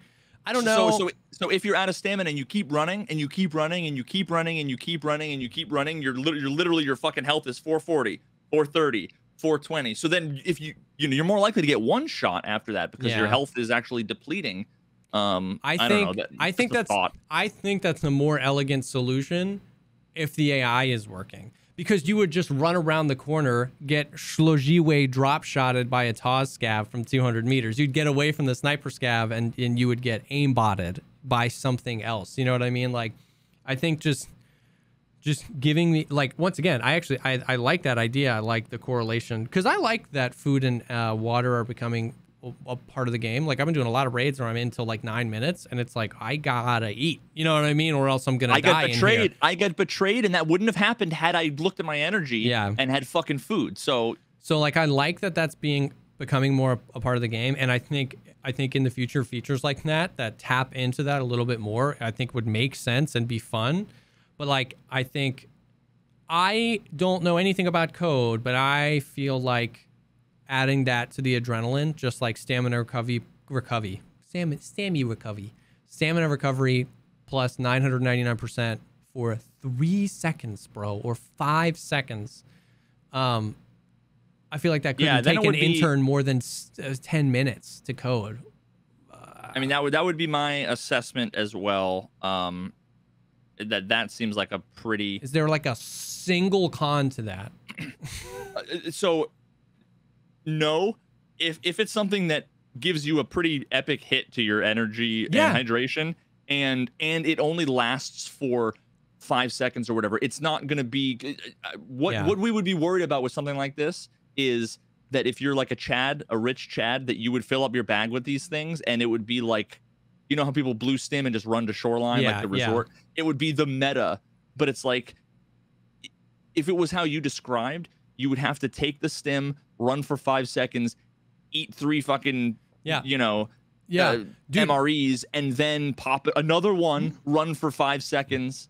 I kind of like that. You could make it, exactly, and especially if it was like minus 20 energy and minus 15 hydration, you can only take 4, and now you're out of food. You know what I mean? And now you got to find food. I'd also be down, like, you could tier it out. You could be like, for 5 seconds, you have basically infinite stamina recovery. The painkiller is 60 seconds, so not like really long, like some of the other ones are like 300 seconds. After 10 seconds, you get like a contusion. You know what I mean? Like, after that initial burst wears off. So now, once again, that's annoying. If you spawn on the other side of shoreline, you're not going to be popping adrenalines, because every 10 seconds, you're going to be like, but if it just gives me enough time to like get out of the situation, maybe get behind cover, and then I get the blurry vision for 3 seconds, like, I'm okay with making it pretty brutal and anti-spammable. You know what I mean? But here's the problem with your solution. It doesn't work for me, because I'm not going to buy them, because I don't have any fucking money and can't afford another stim. I can barely buy another fucking car med kit to come along with me every raid. So like, no, I get it. I think it'd be cool to add, in my opinion, I think it would be cool to add that that effect in various intensities to multiple of the stims. Like, you know what I mean? Like leave Propital the way it is, but instead of adding 999% stamina recovery like you would to the adrenaline, you make it 500% stamina recovery for 4 seconds on a morphine. It's less and for less time, but the morphines are more accessible. Morphines are like, when you get to level 40, it's Propital and SJ6. That's it. And Mule. You know what I mean? It's like the morphines could have that effect, but less. You can find morphines. And then that's the goal. You can find morphines everywhere. So now you can like find this thing. You don't just have to buy it. But then there is a meta version. You get your adrenaline once you get up to the higher levels. Like, I don't think that would break the game. You should be able to chug vodka and have it have all the effects it has now, except your stamina doesn't drain for the next minute. Dude, that would be so great. Because I don't know about you, but whenever I get fucking drunk, all I want to do is run. And if you know anything about me, I don't want to walk up the 4 stairs that I need to go up to my kitchen because I'm going to be winded. Yet if I have a couple of drinks, I'm like, I want to sprint from the bar to my car in the parking lot, like for some reason. So it's fucking realism. Yeah. I mean, yeah. I just think, I think we don't, exactly. I don't think we need to, we don't need to, you can't start looking at the stims through realism. You know what I mean? Like, so we don't need to apply that logic. Anybody's like, yeah, but morphine doesn't, you know, I can't go buy antidote. You know what I mean? I just, and then I can't be poisoned, or now I can, you know what I mean? Like, show me the stim that can make me carry full sprint 70 kilos or worth of gear for 10 minutes. Like, show me the medicine. You know what I mean? So I just think, like, I think it would make sense. I think it benefits everybody, and it's a, I don't know. I might make a video about it and tag Nikita, because as a good transition, because I'm just going to believe in faith that they saw my civilian flee. Have you seen all the changes that they made since patch day? It's totally the civilian flee. We're at this point, we're 10% away. Yeah, I've been hearing about it. I don't know any of the specifics, haven't looked at the patch notes or whatever, but overall, this is like the distinction that people ask me a fucking 8 billion times, and I've been trying to like figure out the best way to say it. The civilian flea, or the flea market changes that they have, I am all for, and I think it's going to make the game better in every way. To go along with that, they need to fix the fucking trader amounts. Yes, and that's what I wanted to talk about, because everybody that listens to the show knows how we feel about the civilian flea. I was just going to gloat a little bit more about how they, every single day since the patch, they've made it more and more to what we've talked about. Like, they got rid of the Tagilla helmet, the Tagilla armor, they got rid of the Killa armor, they got rid of the gazelles, they got rid of more ammos, they got, like, every day they're bringing it closer, and I agree. But, and this is a huge thing that we need to recognize, if you've got an issue and you fix the issue and there was an issue underneath it, it doesn't mean you shouldn't have fixed the first issue. It just means there's more work to do. So don't come at me with, well, there's traders. I told in the video 8 months ago, I said, well, and then if they did this, they would need to rebalance the traders, and they didn't. And I don't think they have yet. I'm assuming it's coming, but I couldn't agree more. Yeah, some of the barters, some of the prices of things. A 556 MDR is 1,100 USD, and you can't buy them on the flea market anymore. I'm like, bro, I literally, one of the few fucking big win scav runs I had was, I ended up coming away with the M1 from Glukar. Oh yeah, and I had like 3 20-round mags with some of the, half of them empty, but with the good stuff, right? Yeah, I'm like, okay, I'm gonna go. So I bought like another mag or 2. I bought, another attachment to put on the M1. I'm like, I'm going to do a raid. And I spent all this money. And then it's like, all right, now I need to buy ammo. All I could buy was M80 at 2,000 rubles a round. Mm-hmm. And it's like, oh, I have 2,700 rubles. Huh. well, I guess I'm not gonna use this gun, you know, like, yeah. And then I pick up my fucking ghetto ass ADARs I have, and it's like, okay, cool, let me go buy 855 is sold out. Sold out. Never have I ever asked for or wanted 855, and now I'm being told, nope, sorry. Yeah. Right, like. And I'm wondering, did they change the limits, or is it because of the fleet? Like, no one can buy anything else, so that everybody is buying 855. It's that. I think and you that. know why I'm so confident it's that? They added the requiring to get Intel Center level 1. You need a diary, you need an intelligence, and you need a factory map. They did not think, well, how many factory maps are for sale every reset? 7 seconds into every reset for 4 days, factory maps were sold out. And you couldn't get Intel Center level 1. That's how I know that it was that with the 855. They just, because prior to, 10 days ago, what did it matter how many factory maps were for sale? Nobody had even accidentally bought a factory map since 2016. Yeah, 7 total factory maps were sold, since the alpha. And there were misclicks. And now they were sold out. And I was like, what? And that's why, dude, people, when I say the trader limits need to be reworked, people instantly come at me with the like, yeah, but we need to monitor what goes into the economy. And I'm like, yeah, we really gotta make sure not too many of those factory maps get loose. What are we gonna do if we all know where to extract? You know what I mean? And it's like, I'm not saying that we should all be able to buy unlimited M80. I'm saying it needs to be reworked. And there's some things can be done better. So like 855, I doubt they changed the limits, man. I just think it's because 7 people bought 855 in total prior to this patch. Now it's all you can buy, and it's getting sold out. And it's just, yeah. I don't know. I don't have the solution. Yeah. The traders definitely need to be reworked, 100%. We had this fucking conversation for like 5 hours, it seemed like yesterday. It was me slamming my head up against the wall. Where I had to remind everybody why Found and Raid was in the game, why individual trader limits were added to the game, because back in the day, it used to just be global limits. But then the flea market came out, and then Pestily made 1 billion rubles in 2 fucking hours just buying 10,000 Salewas and then selling them. And selling them for 500,000 rubles, each.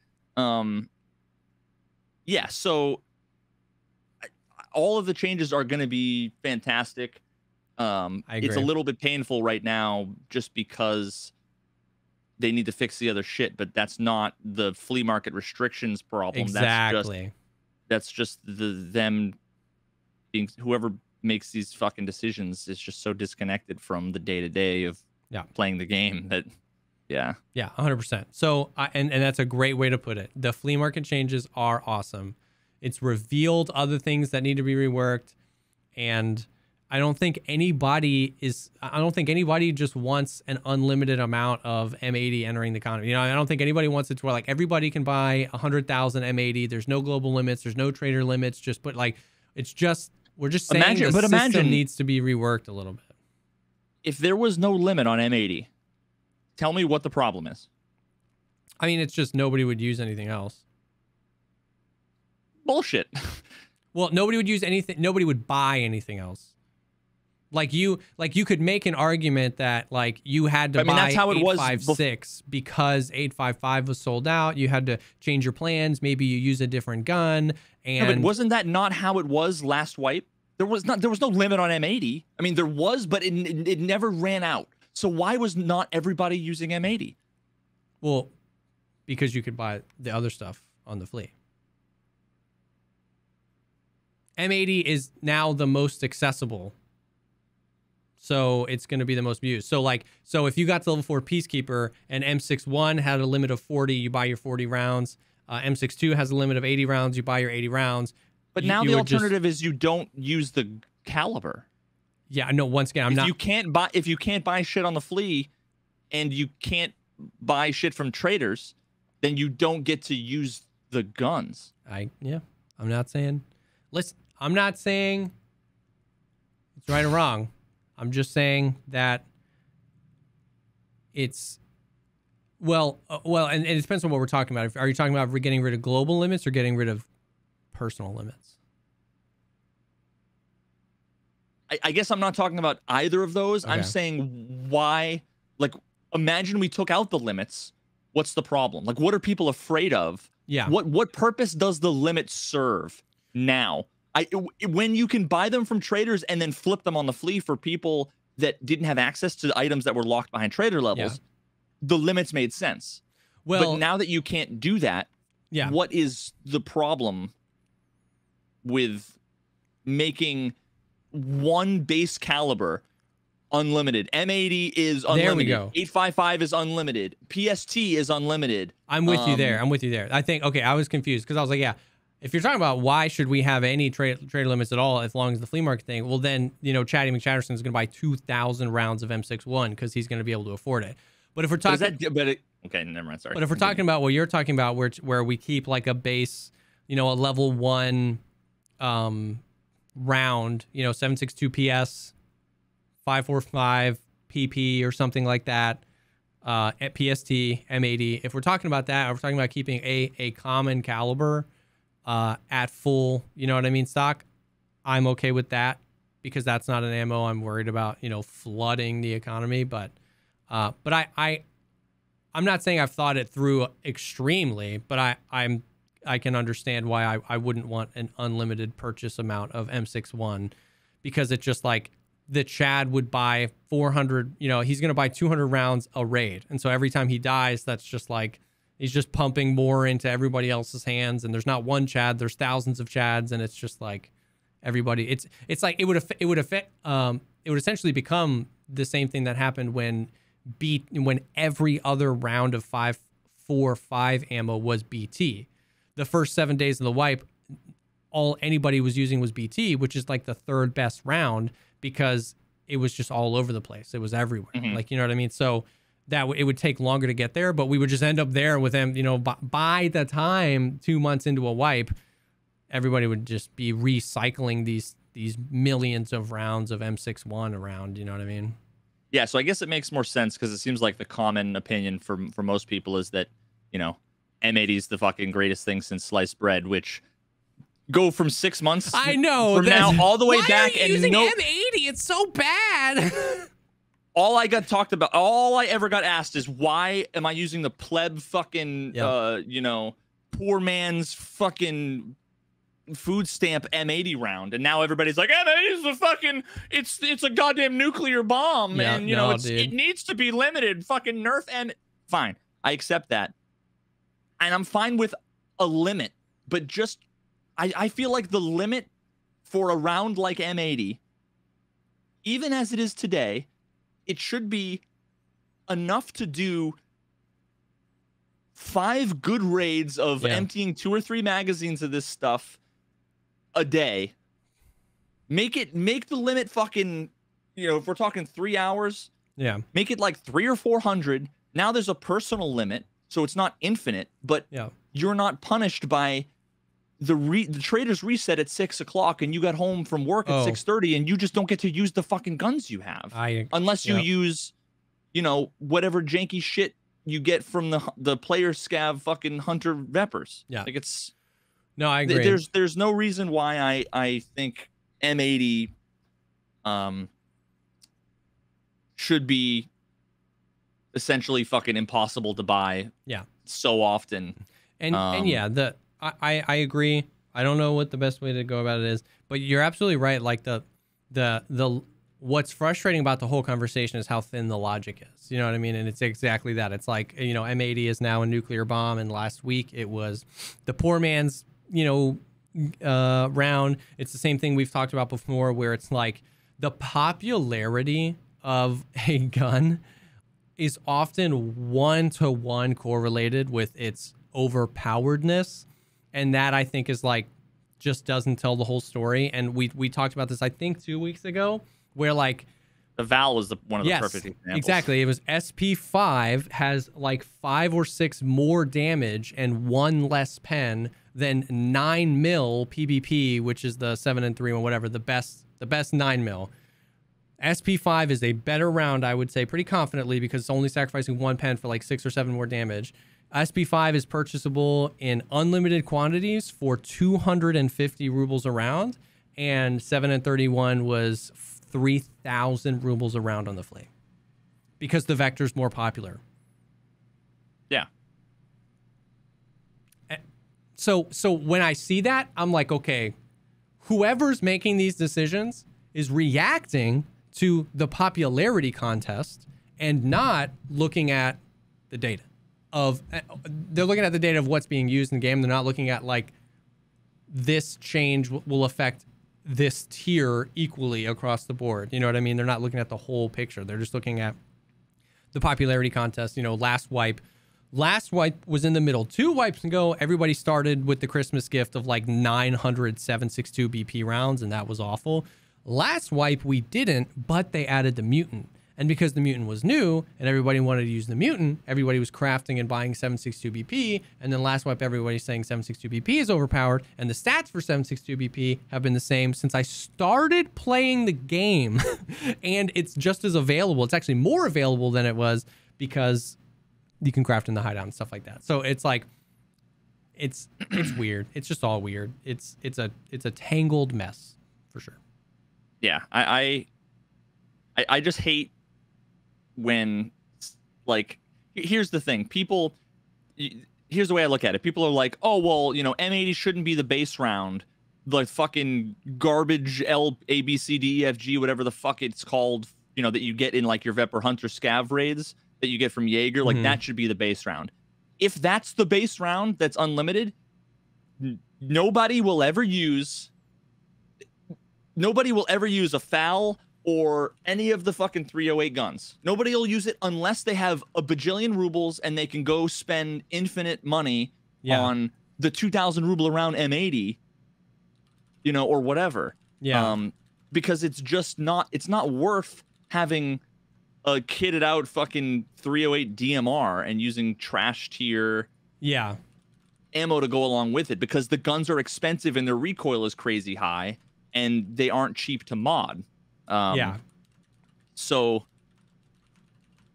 yeah, like just be careful what you attribute to certain things. Like, people were like, well, yeah, but look how common is M1? No one's using the M1 because it's, you know, and they blame that on the limited M80, and it's like, well, no, you know, it's because it hasn't been a fucking popular gun forever, because ergonomics makes it impossible, and no one's using a FAL because it has 9 bajillion fucking recoil, you know, and 7 ergo. Yeah, so all they're doing by adding restrictions is making it so that nobody uses it and they just use other shit, which again is like, it's like, why have the RSAS in the game when it's so prohibitively expensive? And it's, you know, it's, oh, because it's going to limit the amount. No, the change means no one will use it. And I have not looted an RSAS in 2 years that wasn't on a bed in 226 fucking shoreline. You know, it's not because the scarcity, it's because you can sell it for a bajillion rubles. So it's like, you're getting a block of gold. You don't want to use it. You're going to sell it. So, you know, if they're going to keep the limit of M80, make it so that it spawns 10x more in boxes of 20 all over the game. Right? Like, because then you use it, you have to either survive with it or gamma it, which has its own like economic cost, and then you have no choice but to use it. So it's like, if you don't want people to use M80, remove it from the fucking game. Otherwise, make it accessible in reasonable amounts, and then the top tier stuff is what you limit. But M80 might not be base tier, but it's not like, let's limit it so much that if you want to use it, you basically can't unless you're rich.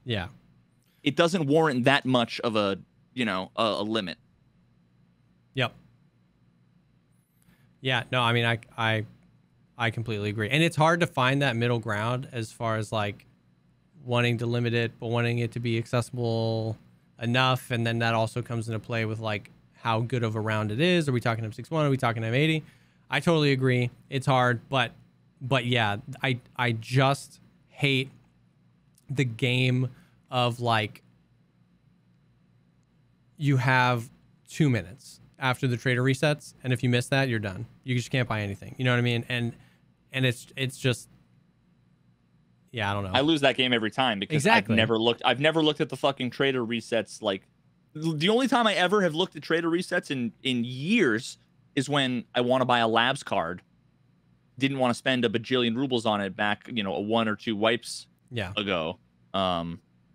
And I could only buy one every 3 hours or whatever. Yeah. That was it. You know, like, I don't have the fucking brain cycles. I play the game more than most people, and I don't have like the time or interest to look at what's the craft, what are the constituent costs of all these 7 different things that you need 2, 3, 4 of to craft to make 30 rounds of this thing that I'm literally not even going to shoot this ammo anyway. That's the other problem too, is like, let's limit all this ammo. We don't want too much of it in the economy. And from a high level, that's all well and good. But when you look at it on the individual level, if I can only buy 80 rounds of M80, that's not even enough to fill 3 magazines, and I guarantee you I die before I shoot one of those bullets 80% of the time. Yeah. So fuck you with the limit. You know what I mean? Like, ridiculous. I agree. And yeah, so I don't know. I hope they mention something like that. I hope that they start doing some changes, some small changes, and it extends beyond that. It extends beyond just the ammo and the ammo limits and stuff like that, but it also gets into like, some of the barters are like really ridiculous. Some of the gun costs seem out of control. Like, you know what I mean? Like a 5.56 MDR is like 1100 USD, and you could build a better M4 like just by buying the pieces from Mechanic and Peacekeeper for less than that. You know what I mean? And so it's just like, some of the stuff seems like it needs to be rebalanced a little bit. I feel like a lot of the guns they should just remove from traders to begin with, and make it so that like a Vepr 136 doesn't spawn in the world unless it's in the hands of a scav. Yeah. Well, but when you open up a weapon box, you can get an MDR or an RSAS or whatever, right? I mean, like, if we want to talk about this, I think the Overskilled brought it up in chat earlier too. Yeah, 100%. If you're looking at a box of ammo in a raid, you know how like the most recognizable box of ammo is the 5.45 caliber. You know, if they've got the 30 or the 120. If you're looking at a box of ammo in raid and it's not a 5.45, what is it? It's like it's PM. It's PM, PBP, RRL, RRLL, PPP, 77 or 7.62 PS. It's garbage. You don't even look at it. You don't even check to see if it's the best version of that caliber. Like, imagine if I could find 9mm 7.31. Imagine if I could find 9.95. Imagine, and that was the whole point of the civilian fleet we talked about, is like, put it in the world so that you have to use it. And don't then you have to go so that it find it. Yeah. So now it's so rare, which again, on the individual level means for any person effectively means you don't get to use it. Yes. There is no, exactly, which is why when we're talking about the stamina change, I don't care about the realism. Bridge that gap and give them morphine, something like that, because you can find those. You know, give me the top tier thing that's expensive. I can buy it from therapists, but expensive. But then give me it on a thing that I can go find in the world. You know what I mean? Like, you can't, I don't think 5.56 or 7.62 by 51 spawn. Like, you know what I mean? Like, I guess 5.56, I think I've seen 8.55, but I've never found a box of 5.5A1, 5.6A1, or M995. I don't think I've ever found a box of M80, M62, M61, 993, like but all of those are 9x9, 9x19 AP, or 7.31. Like, that would be so cool. I agree. Like, and then sorry, what brought me there was yes, and 1,000 times yes. Take the SKSs and the Vepr 136s out of the weapon crate pool and make it freaking, you know, like SVDs. If it's gonna be a brand new gun, MDRs, you know, exactly. It's like, give me a reason to save this ammo because then I can find the gun and want to extract with it, because I know in my hideout I've got some cool attachments. I had this cool 5.56 suppressor, and I had just found 90 rounds of 5.5A1. This is perfect. I'm going to throw a Thunder Beast on this MDR, get some good ammo in it, and attempt it. And none of that was like abusing anything. None of that was just buying everything. You saved those things until you found all the parts necessary to create a cool run. And we because it's all about, like, people bring up scarcity, and the goal of scarcity is not to make it so that you don't ever fucking find anything, but the end result of the scarcity, the type of scarcity we have now, is that the only time you'll ever come across like a dope kitted gun is off of the one level 45 dude 2 weeks into the wipe that managed to spend 400,000 rubles on a ridiculous build that was way overpriced, but it didn't matter because he was so rich. Yep. That's like, it's so few and far in between. Yep. If you make it so that they're more accessible in the world, it requires survival. Yep. And then it doesn't ruin the economy because it's not in the economy in the same way. Exactly. Like if you could buy 3 5.56 MDRs for a reasonable price on the flea market, every reset, like a good price, MDRs would be everywhere. Yeah. Okay. But if you didn't, but you made it so that MDR, you know, there was an MDR in, you know, 1 out of every fucking 4 weapon boxes or whatever, then you as an individual would get a chance to use an MDR once every day or two. Yeah. And it still wouldn't flood the economy because they wouldn't be selling infinitely on the flea. What would happen is 1 would go into a raid or 2 would go into a raid, and maybe 1 or 2 would make it out in someone else's hands. Yeah. Yep. You know, I completely agree. So the hope is that this is like a multi-stage process. You know what I mean? Like I didn't think we would see anything close to the civilian flea in a long time. And so I'm hoping that they're just walking this a little bit behind us, right? Where they see, bro, I mean, they changed the flea market. I didn't even think. I've got my prediction is, and I fucking hope I'm wrong. My prediction is all of these other issues that we're talking about, all of the nuance around it, people will attribute to quote unquote the flea market restrictions. They're going to get butthurt that there's no availability, and they're going to say, we want our shit back. And then Nikita's going to cave and give it back to them without realizing that the problem is elsewhere. It's with trader limits, and it's with the stock of items in the world. I don't think so. I don't think so because I don't think so because I've seen way less pushback to the flea market changes than I thought. A lot less pushback.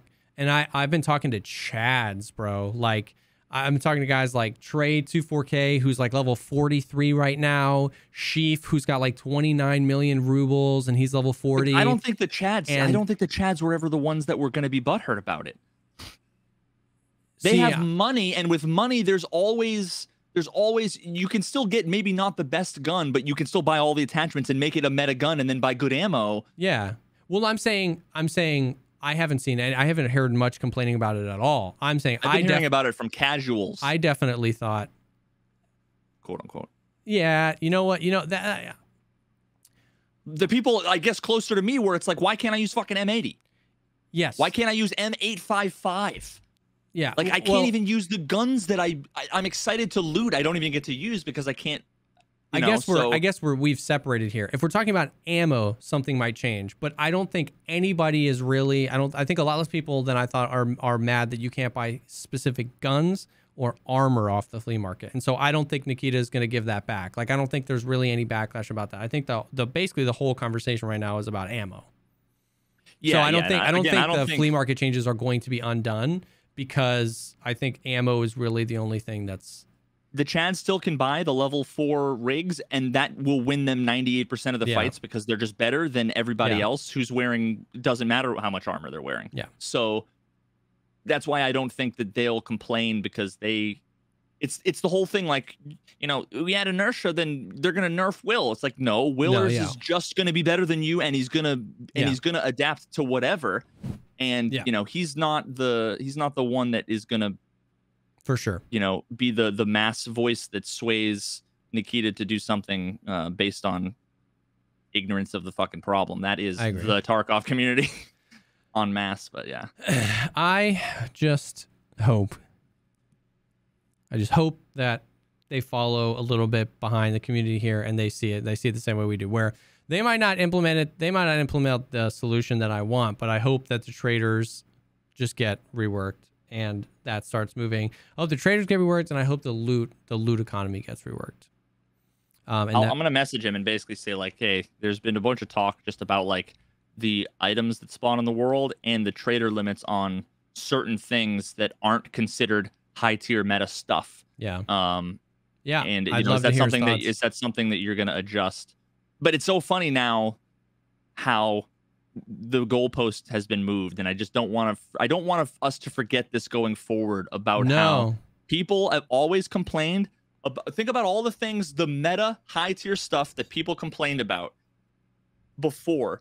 And now, all of a sudden, now that none of that's available, it's all getting shifted. And now it's just whatever the best stuff that's available is the problem. You know, now M80 is a part of the meta whatever, only because that's the only thing, you know, that... Yeah.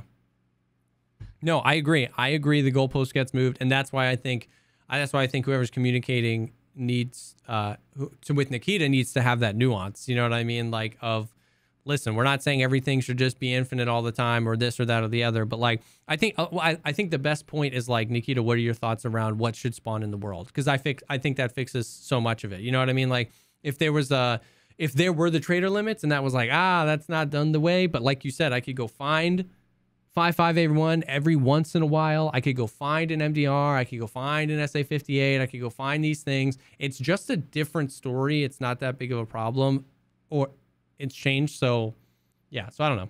Yeah. Imagine you find once per raid 30 rounds of 9.95.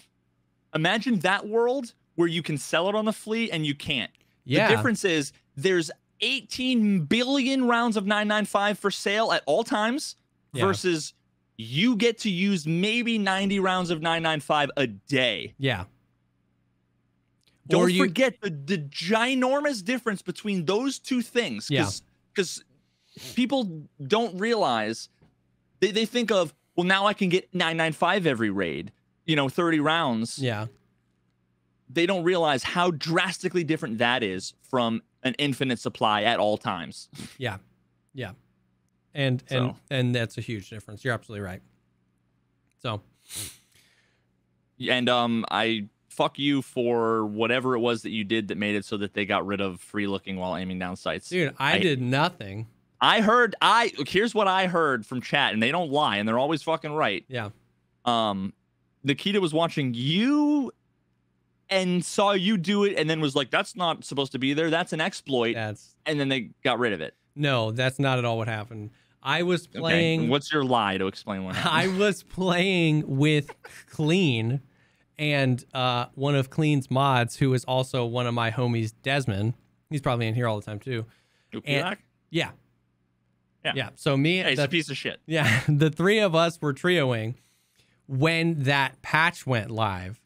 And Desmond has been playing a lot with Clean, and Desmond was like, "Yo, I'm convinced Nikita watches me because I feel like I'm one of the only ones that does that." He's like, "I feel like nobody does that, but I do that all the time," and they got rid of it. I know, I used it too, bro.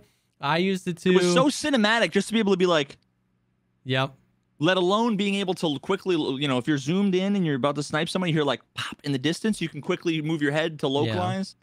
And I don't even know, man. Is that a bug? Because like, Nikita said it was unintentional and it was an exploit, and it was because he said, because I asked him about it, I was like, but the wrong thing was the bug, and the wrong thing was the exploit, in my opinion. Like, there are certain optics that when you look through, they don't really bring your FOV in, maybe 5%. But then there are certain optics that you look through that bring your FOV in like 80 FOV difference. It's because of the weird bass backwards way that they implemented optics. That's what I'm saying, though. So it's not giving me an advantage if my FOV only changes 1% and I can free look. I'm not looking through a telescope. It's only an advantage to me when your broken system allows me to zoom in. So that's why I was like, he said it was an exploit. I was like, what are you talking about? An exploit? I can't move my head around in real life while I'm aiming down sights? But what I can't do in real life to see the forest for the trees? What I can't do in real life is be like, this 1x red dot gives me a 10% zoom. Like, I was like, I just didn't get that because I thought that every time the magnified freaking stupid EOTech, you know, when you flip the thing down and your FOV goes to 7, I thought that was a bug because that shouldn't happen. And so the fact that that bug gave me an advantage, you took away a very realistic motion. Like, I don't know. I literally was like, dude, that was the best. Get it. Whether it was intentional or not, it was one of the best things that this fucking game had, because what it was a slightly different version of what DayZ has, which is essentially the squint kind of focus in, which is like, I fucking love that about DayZ. So when I talked to Nikita about that, he basically said, fuck, what was it that he said? Something along the lines of, like, yeah, we'll implement some like alternative that isn't, you can fucking like, you know, free look in kind of, because you could make it look just like the DayZ zoom if you free looked to the right and then right click, you'd be like, you know. So, but I thought that you could make it look like that by using a broken scope. Like, you know what I mean? Any scope, the Valday, the Voodoo, any of those things. It's like that. But again, it's because their system is jank. So I don't know. Now, it doesn't matter that much to me. I didn't use it that often. But no, he wasn't watching me and made the change. He made the change and then was watching Clean. And me, Clean, and Desmond were saying that it sucks because we missed it. And Nikita said the same thing. He was like, it was an exploit and I didn't like it. And we were like, bring it back. Yeah, you know what? I don't think that this is like really an exploit, but someone's going to use this to their advantage in an exploit-like way, in a way that I think would be way more arguable than what Nikita was worried about. And it's the fact that if you're moving your mouse like left and right, like you're zoomed in, you're aiming left and right, and you hit your free look button, it snaps instantly to being stopped. Oh. Because you can't free look, like, because right now when you hit free look button, your mouse is like locked. Yeah. So what it does is you can look left. If you're scanning and see somebody, it's like, well, bang, I'm fucking right on you. There's like a tiny little bit of like sway. Yeah. But that to me, like it's janky, and I don't know that anybody could actually use it that way. But to me, that's way more problematic. Than what was in the game before. So. Yeah, I don't know. I don't know. It was interesting, but yeah, that was funny. Speaking of optics, though, I did tell him, and he is aware of the bug where on interchange, good, all the optics are like fucking pitch black when you look through them. So he is aware of that. Good, because luckily that's weird. He didn't say like if and when they're gonna fucking fix it, but it literally interchange is the map where even though it's all indoors, it's rarely close quarters. Yeah. It's very often long hallway engagements. So I'm usually with a Valday or a Voodoo. I don't go to that map, especially because it's so fucking dark and like contrasty that like you can't tell if it's a barrel or trash or if it's like a shoulder of a PMC. So I need to be zoomed in. Dude, the lighting is so broken on the map. And we've been saying this, like, we're already at 2 hours. We're not talking about forever, but like the lighting on that map is broken. Like, it is not dark. It's is broken. Like it's either way too bright or pitch black or broken or that's what I'm saying busted. Is that like people are always saying make interchange brighter, and they tried that, and if you were outside you couldn't even see detail because it was white. The map is not dark, it is broken, and I don't know what there's a lighting shader, there's a 0 that needs to be a 1. If you're standing in like Goshen where the skylights are and the skylights come down, I mean, it is a hard stop. It is a pixel. It is like sunlight here, utter and complete black hole darkness here on a line. And that's not how light works. And it's not how light works on other maps. When you go inside and you're near windows, light diffuses relatively properly. But on interchange, it is like, bam, So if you're one step to the left, you are gone. You disappear. One step to the right, you're an angel descending from heaven. And it's all weird if you're looking down. It's some of them feel like one-way streets, where if you're looking down this hallway from this direction, the light renders properly and that dude is crazy visible. But I'm looking down the hallway the opposite direction and you're invisible. I can't see you at all. And so like that, there are other places on other maps too, like third floor customs. I'm not, dorms, I feel like, is like that, but yeah, it's Interchange. Definitely Interchange, has that. It is an entire mall where whatever one is supposed to be a 0, it's applied to the entire inside of the mall. And everybody said it's too dark, so they kept turning up the brightness. So then when you walk outside, you're just like coming out of a doomsday bunker for the first time. And so if we're going back to like things just bubble up to Nikita when they're the biggest problem, we need to fix that. It is not too dark. It's broken. If they keep turning up the brightness, it's not going to fix anything. Somebody needs to go in there and figure out what's messed up. And that map will be S tier. You know what I mean? And the problem is that like at any given point when you're looking at stuff, like it looks nice and cinematic. Yeah. Like in many instances, right? But because when you're looking at it from that perspective, visibility almost doesn't matter. Like when you see like just aesthetic, a bunch of boxes and stuff, it looks cool, right? But the fact that like earlier, I literally ran from my spawn outside, came up the stairs. Right at the top of the stairs, there's that barbed wire over by where like the GPU spawn or whatever in Idea. I like peeked my head up and I heard someone like jump on a box, and like I scanned every inch of the thing, and all of a sudden it was like insta dead, one tapped, and you know it was some streamer who had like jumped up on a box, and when I fucking pulled it into Adobe Premiere and zoomed in, like you could see the little whites of the guy's fucking eyes. And I mean, now granted, I should have listened to the experts in Twitch chat that told me, dude, just use a flashlight. Because when you use a flashlight, not only are you completely telegraphing your position to everybody on the fucking map, but you're also completely whitewashing.